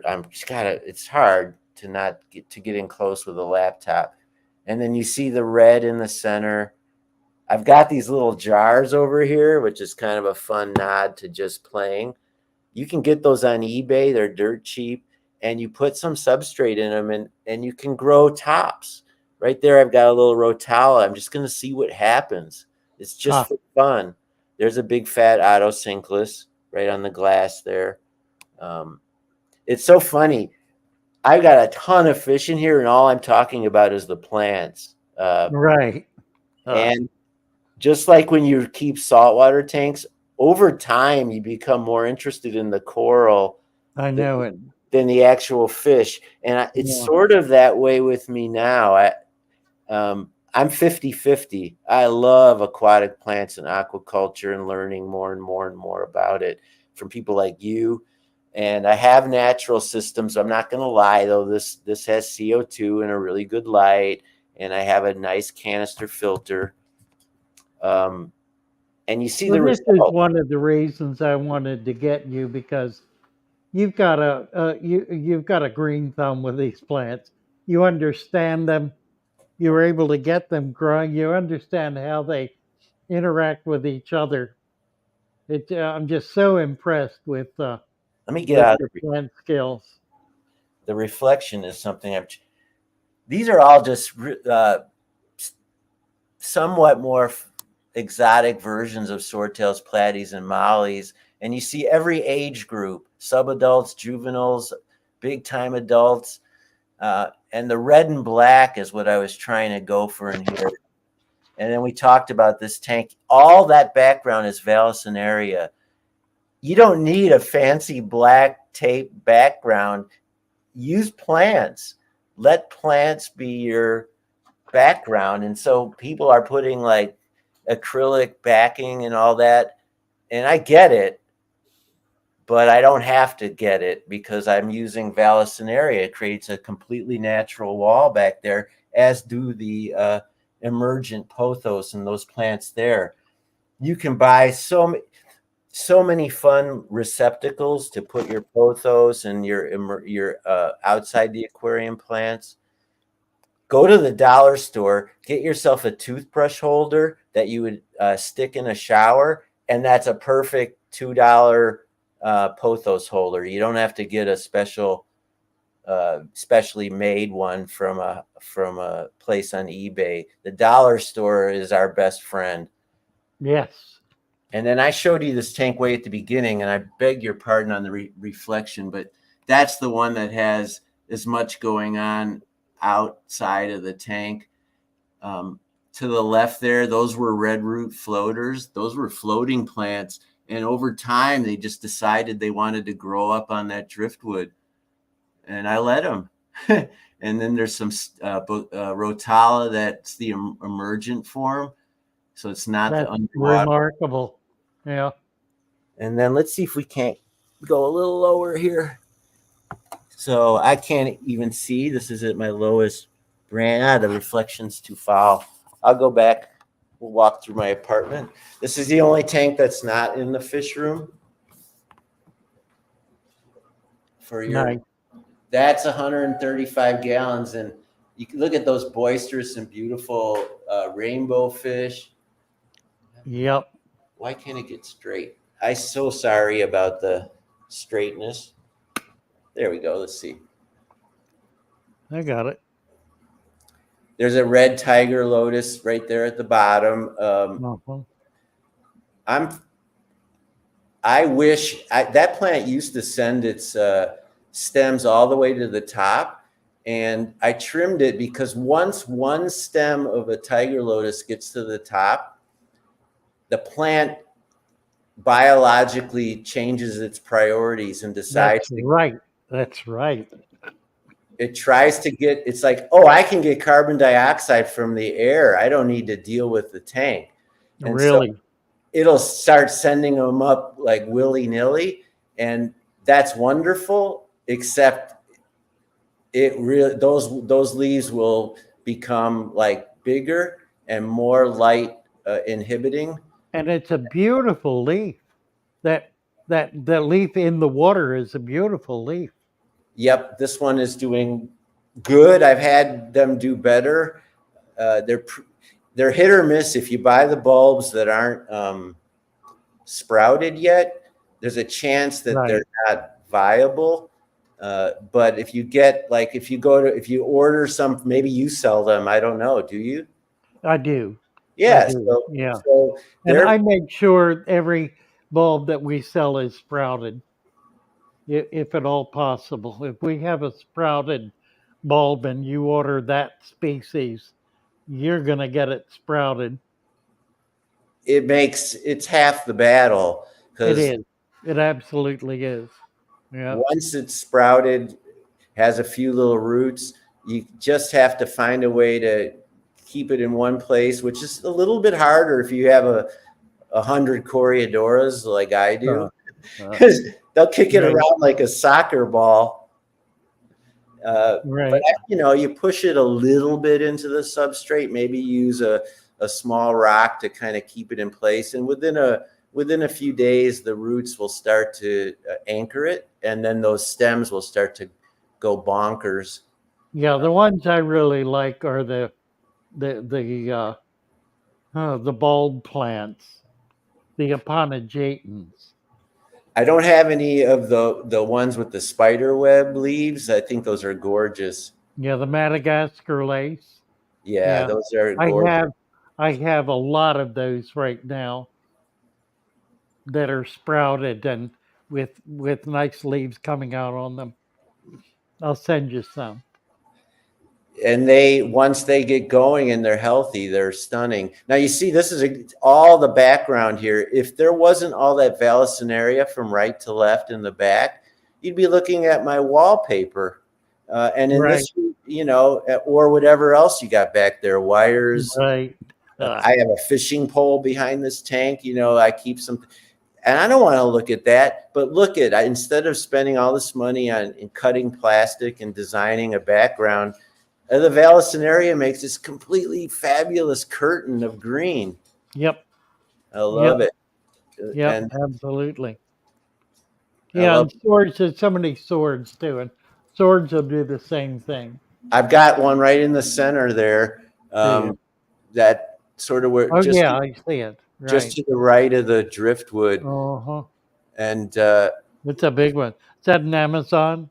Yeah, classic. Yeah. I bought a bunch right off the bat. I put them in various places, and some did better than others. But once, like a lot of things, once they get going, they get going. And I have to cut them back all the time, and I don't mind because as soon as you cut, a new leaf appears. That's right.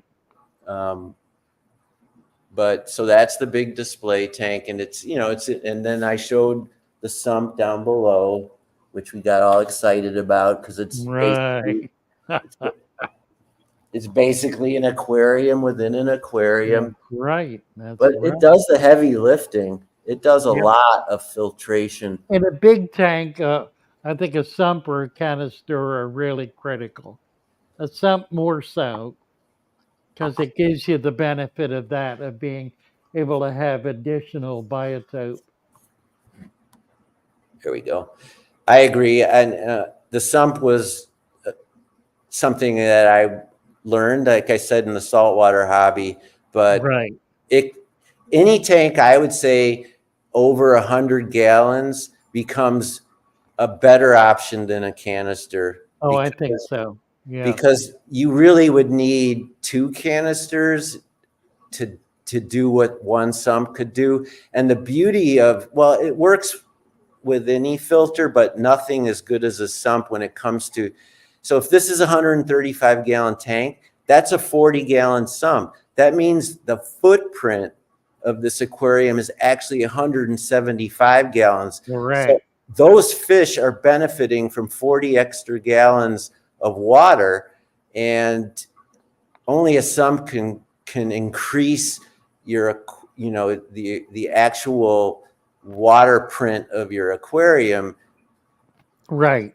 It's hard. I don't have the science equation, but I have, you know, this is something I learned, and was one of the reasons why I was so excited about maintaining a sump, is it just makes your tank bigger. The aquarium beneath the aquarium, as opposed to isolated media doing a job, it's actually contributing, allowing you to have more fish, allowing you so many other opportunities to put a bully. As I talked about my Siamese algae eater, it was bullying all these fish in here, chasing the veal tail, and I captured it and threw it down there. It's living its best life. And so you can put bully fish in a sump. You can put babies in a sump. You could raise babies. You could spawn. If you want to try to cultivate I could put 2 killifish down there. They'd be very happy. And you'd wind up with a bunch of babies. And none of those, you see these angelfish, these millennium rainbows, those 2 rust-colored fish, those are the size of bluegills. They're like coffee cup size. Oh, my word. That angelfish is even bigger than they. If I put anything alive that's under, you know, a quarter inch, it's gone. Right. Except for the only thing with this sump is you have to understand enough about physics to know that a 40-gallon sump will not hold 50 gallons of water. That's right. And you also, there are some huge important factors, and I don't want to bog down your live stream, but there's a couple things you really want to make sure you manage to ensure that you don't get a flood, but it all has to do with the physics of a siphon. So my inflow and outflow are at the top of the tank. Right. That means the worst case scenario is if this much water drains to the sump, as soon as that area is clear, nothing else will flood. If you have your inlet down here somewhere and you've created a siphon effect because the sump is lower, you could drain your whole tank. That's right. Any tank, and some places sell them this way, where they have the tube coming up here and the water goes in, and that's that's dangerous. No, that's a recipe for disaster. I mean, gravity is how the python works when you do water changes. Gravity is important, physics with the sump, but it's easy. Once you understand it, it's very low maintenance. I do less work in that sump than a canister. Oh, I know. The critical thing when you're filling your tank is to turn the pump off on the sump and then fill it. That way you'll never get an overflow because you won't be able to get too much water in it. As soon as I turn off the system, the sump starts to rise, and it can reach a critical mass if things aren't balanced. And I don't mean balanced like the way we talk about in a nature aquarium, but balanced from a physics perspective. Right. And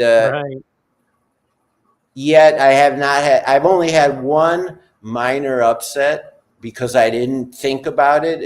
I was new, and I just turned off the tank and I, went in to do another chore. I just figured, and it was slowly just seeping right over. The water had just come right up and was starting to flow over, and I was like, oh my God. And so I had to learn that, what we're talking about to make sure that this, Right. but now it's with those pothos and all those roots, there's 2 inches of mulm down there, God knows what else, and I haven't had to address it.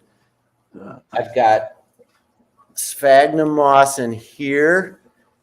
When I was trying to lower the pH in this aquarium, I don't really care about that anymore. I'm not worried about it, but the sphagnum moss is now its own substrate that all these pothos are growing into. Right.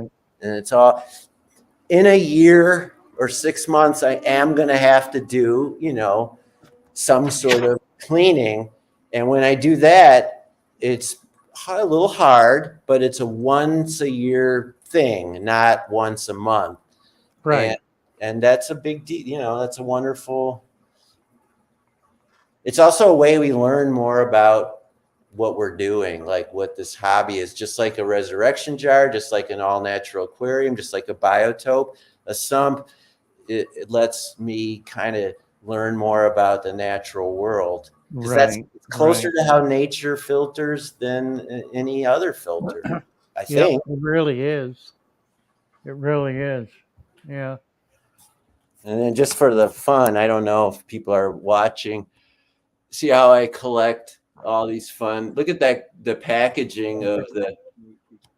Yeah, we've got 160 people with us right now. How exciting. But so I have a lot of fun with the hobby that has nothing to do with living things anymore. Oh, look at that. Oh my.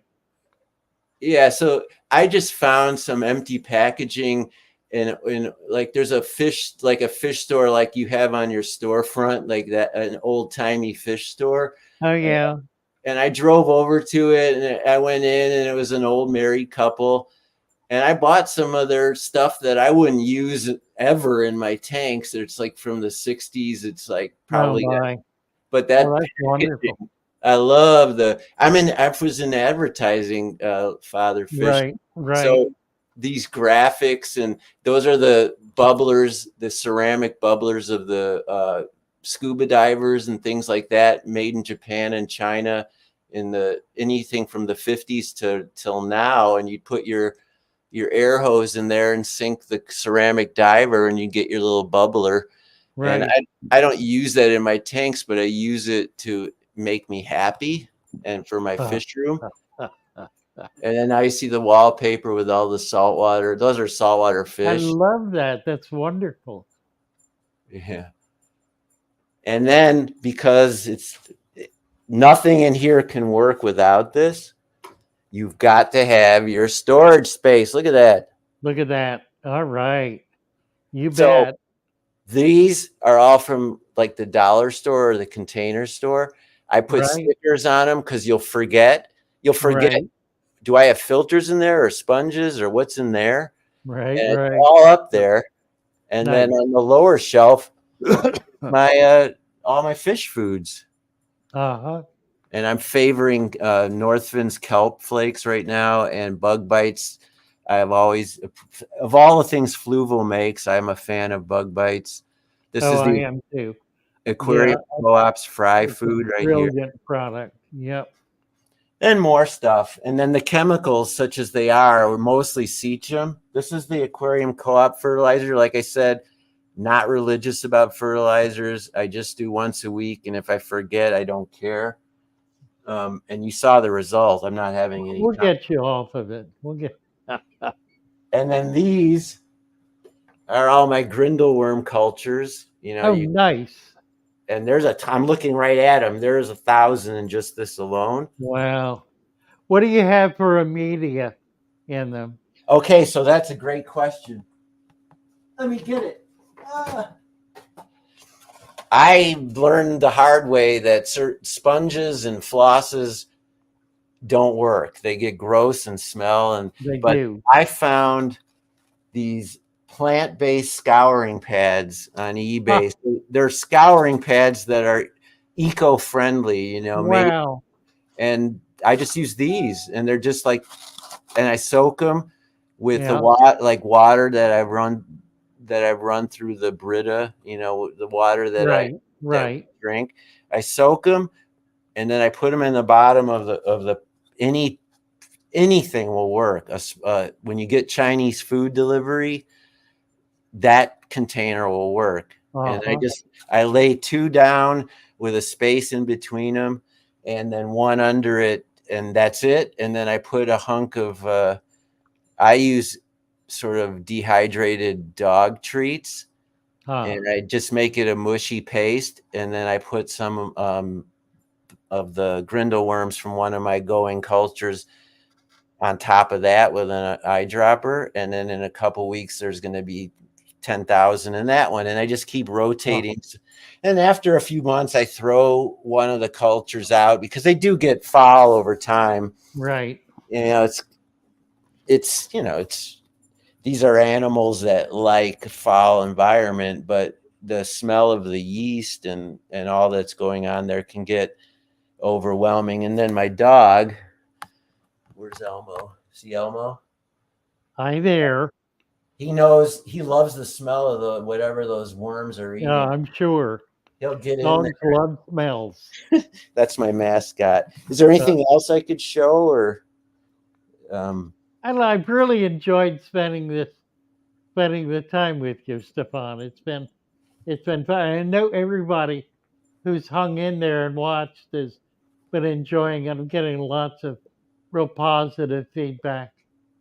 you know, I didn't even click on the comments. I'm sort of new to the live stream thing.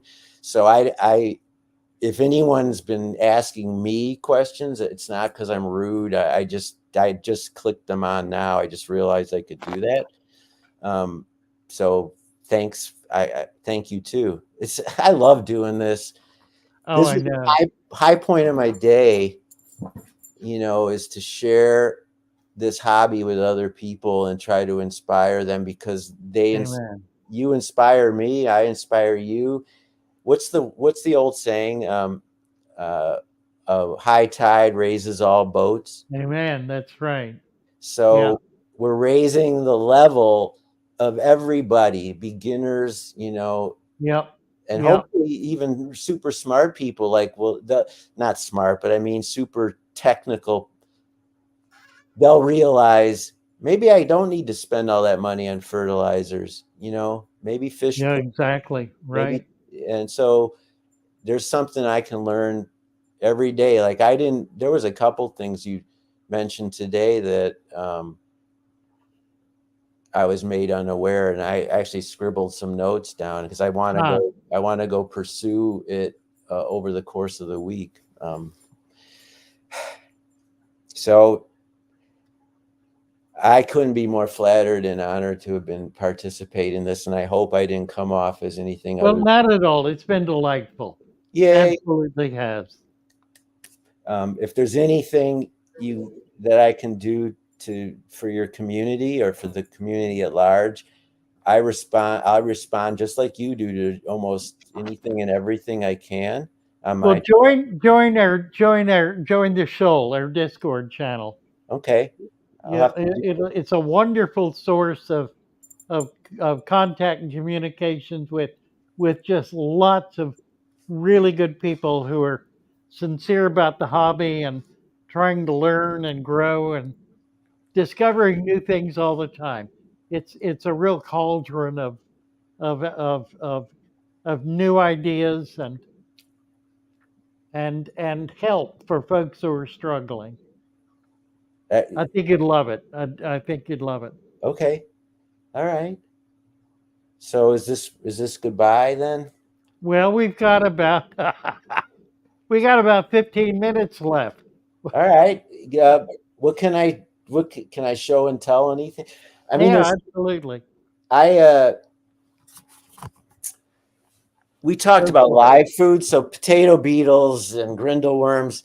Maybe that's not for everybody. It's a little gross. There's a learning curve to it, Oh, but let's do it.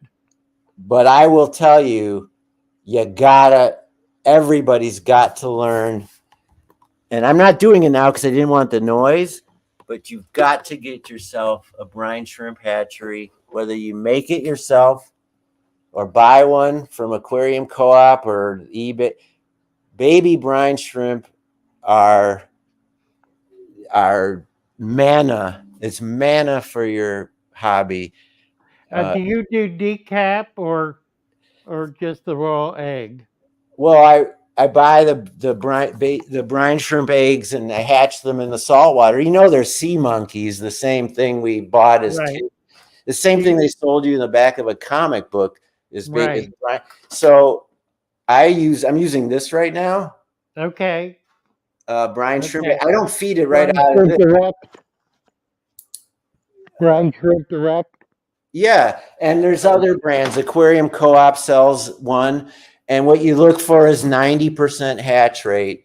Now that Right. could just be marketing hoo-ha, you No, know. it's not. It's a function of how old the eggs are.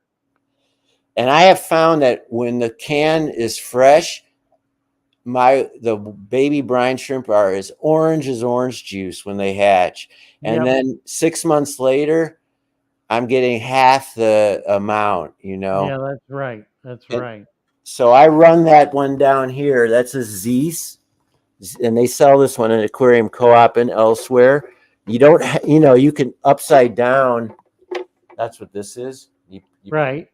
And this I is when he came out with that, when he came out with that, I did a video about hatching brine shrimp in an old boot. that's true. I mean, an old boot is a new one on me, but I used to do the thing with that one there is you can get quantity. You don't if you Right. have one or two fish tanks, you don't need to do that. You'll have more baby brine shrimp than you know what to do with, and if you overfeed them, you will get what's called hydra.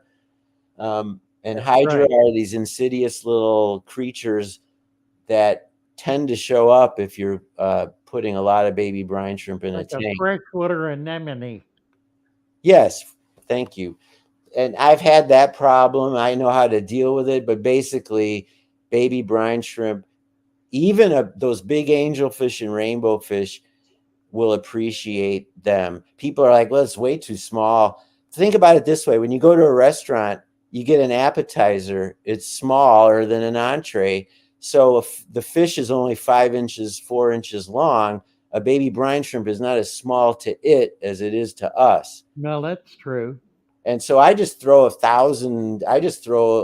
big squirt of it in that big display tank.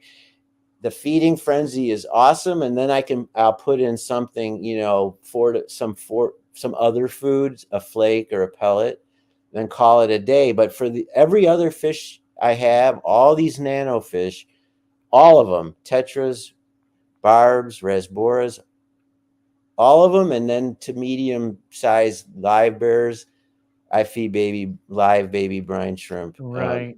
to learn. Have you tried the decapsulated brine?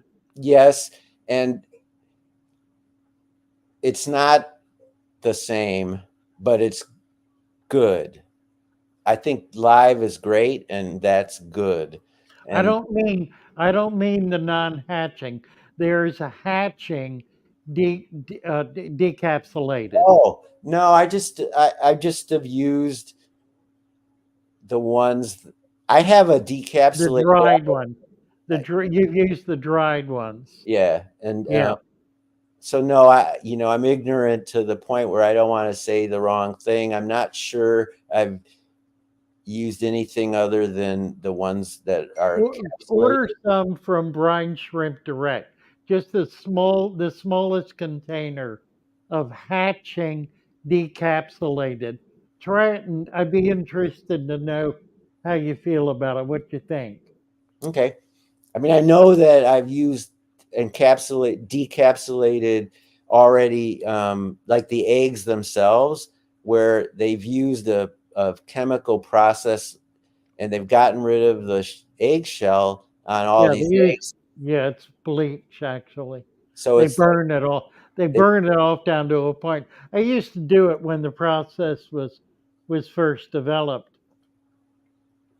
And then Brine Shrimp Direct came out with one that you can hatch with no shell, so you don't have any shell. Is the idea? Wow. I'm gonna look into that. There's another note for me for my homework assignment. Baby brine shrimp. I mean, to me, it's table stakes. Like, I don't believe my fish food repertoire is complete without that. I could live without potato beetles. I could live without grindle worms, but I really think learning, and plus it's fun. It's just, think of it as the sea monkeys that Yeah, you that's had as a right. kid, but making more of them and it's a Yep. little ecosystem. I had a friend who had a discus farm. He had about 200 pairs of discus, and that is all he ever fed was adult baby, rather baby fresh hatch baby brine shrimp. All of those discus. That's all he ever fed. Yeah, I mean, discus keepers, that's a great, just like they probably couldn't do what they do without that particular food. And fortunately, it's really easy. It's kind of fun, and once you get it in your rhythm, it's just like an air stone with a lamp, and you and Right. and then you just run it through a fine net to get Yep. that orange nectar. And Yep. Yep. Yep. Ah, it's I feel like it's table stakes, but it's not a chore. And I yeah. don't Right.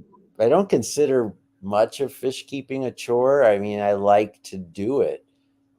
It's therapeutic for me. You know, it's my version of, I'd rather spend this time with you than sitting in front of the TV watching, Entertainment I Tonight. know. I know. I don't care Yeah. about popular culture the way I do about this hobby. Yeah. So, Yeah. I do it all my waking hours, pretty much. If I'm not doing this, I'm answering emails, or I'm talking with people online, or taking phone calls, or making videos. exactly. And There's no time left in the day after all that. there's Elmo.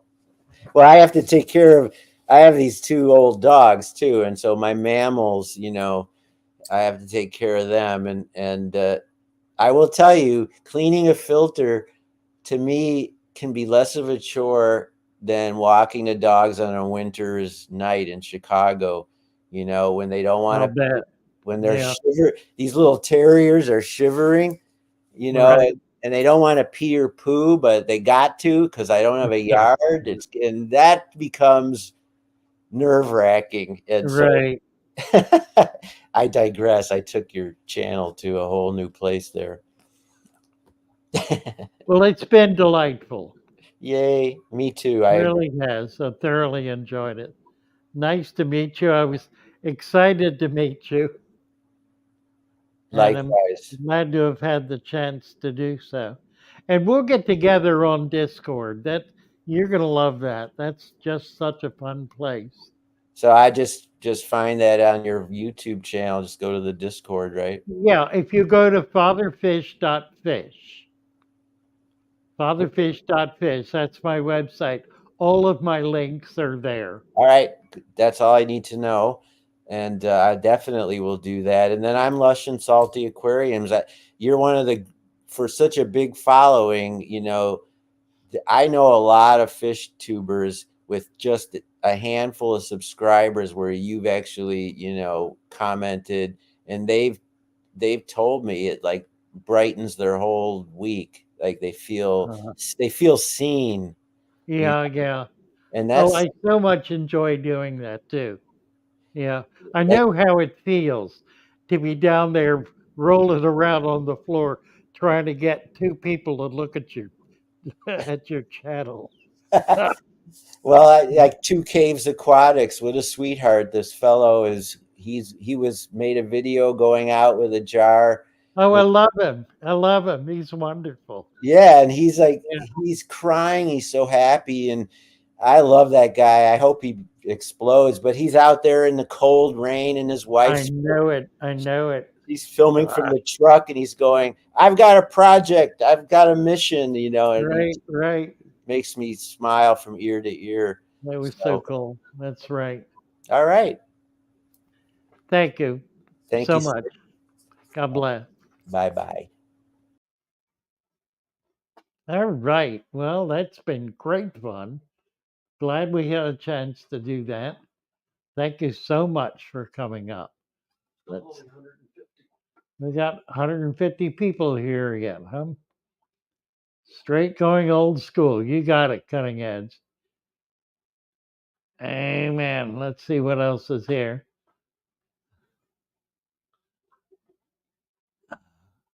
Raza Sharp International. I have a 55-gallon with sand and soil, leaves and a few plants, a 3.5-inch iridescence, and a pleco. Been getting algae. Scrape some off the glass. What should be my remedy? Uh, you're probably overfeeding and don't have enough plants. So try correcting those two, and that should make a difference. Thank you, Donna. It has been a great stream. And Stefan is such a neat guy. Just so thoroughly enjoy having him on and having a chance to get to know him and chat with him. I just had a feeling about that guy that he was going to be a lot of fun, and just a real diehard fish man. Love it. All right. Anything else here? Pebbling Creek, nice to have you here. Good to see you. Mm. Yeah, I really like the decap hatching. I have fed the decap dry to baby fish, and it works pretty well. The decap hatching is so just clean because you don't have to deal with the shells. You just sift the whole thing with a fine mesh net and you can feed it all.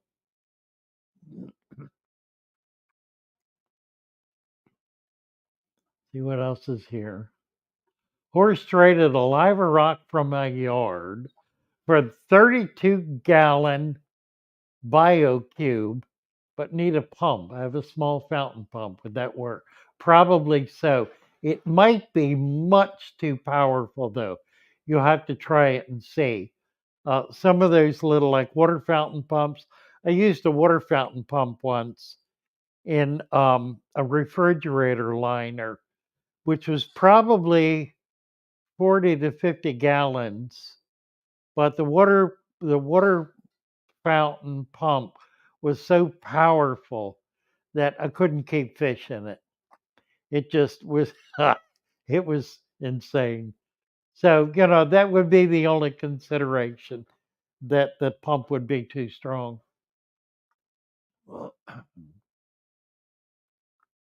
Look in local swamps out around my house. There's lots in local swamps. Absolutely. All right, we're down to it here, guys. Appreciate y'all being here. Um, we I'm gonna be putting some Anubias on sale this week. I've got some that I've been holding for about 2 weeks. I don't want to hold them longer than that, so I'm going to put them on sale while they're still healthy and see if we can't give folks a chance to buy some really nice plants at a really good price. So you might keep an eye open for that. Any of the links to any of the Fatherfish sites are list as well as sites like Pebbling Creek are on the fatherfish.fish website. If you are out of the country, if you're in the EU or Canada or England, we have distributors also in Brazil, and I think we've got one now in Australia. So more and more suppliers coming online who are putting together the substrate and other items that are helpful and maybe a little hard to get for local hobbyists. Those are all supported but independent businesses. They are not they're not well I lend my name to them so they can refer to their products as Fatherfish products. I do help them put together things like the substrate and the supplement in order to get the right formula. But they manufacture, they sell, they take the money. It's all theirs. It's 100% theirs. I'm just really happy to help some hobbyists develop a little side business that they can make some money at to buy some more fish. So bless you all. Wonderful to be with you. Oh, there's Patty. There's another one. Patty's where'd he go? I just saw him. It zipped right by me. So quick, I lost it. I was trying to remember Patty's chat. Oh, there it is. Patty's Aquatics. Yes. Delighted to have you here. Love your channel, Patty's Aquatics. You might check that out too. Two Caves is another. There are a bunch. Aquatics by Nature, of course. Um, uh, uh, uh, uh, Salty, who we just interviewed. Lush and Salty. But make sure you subscribe to all those channels. And when you see a new channel coming up that's trying to do natural aquariums, click on it and give them some love. You know, it's hard to do this. And you pour your heart into a video and 5 people watch it. So be the 6th and the 7th and the 8th. And pretty soon you'll be the 100th. And then they'll begin to feel like they're actually talking with someone other than themselves and their couple of friends. So again, love you all. Wonderful to be here. We'll be back on Wednesday with show and tell. That'll be great fun. 8 o'clock Wednesday evening. Show and tell. You can come up and show us your tank. Show us your natural aquarium. Or if you're just starting one, you can show us that. Or if you got one you're real proud of, you can show us that. But we'll see you all then. Bless you all. Bye for now.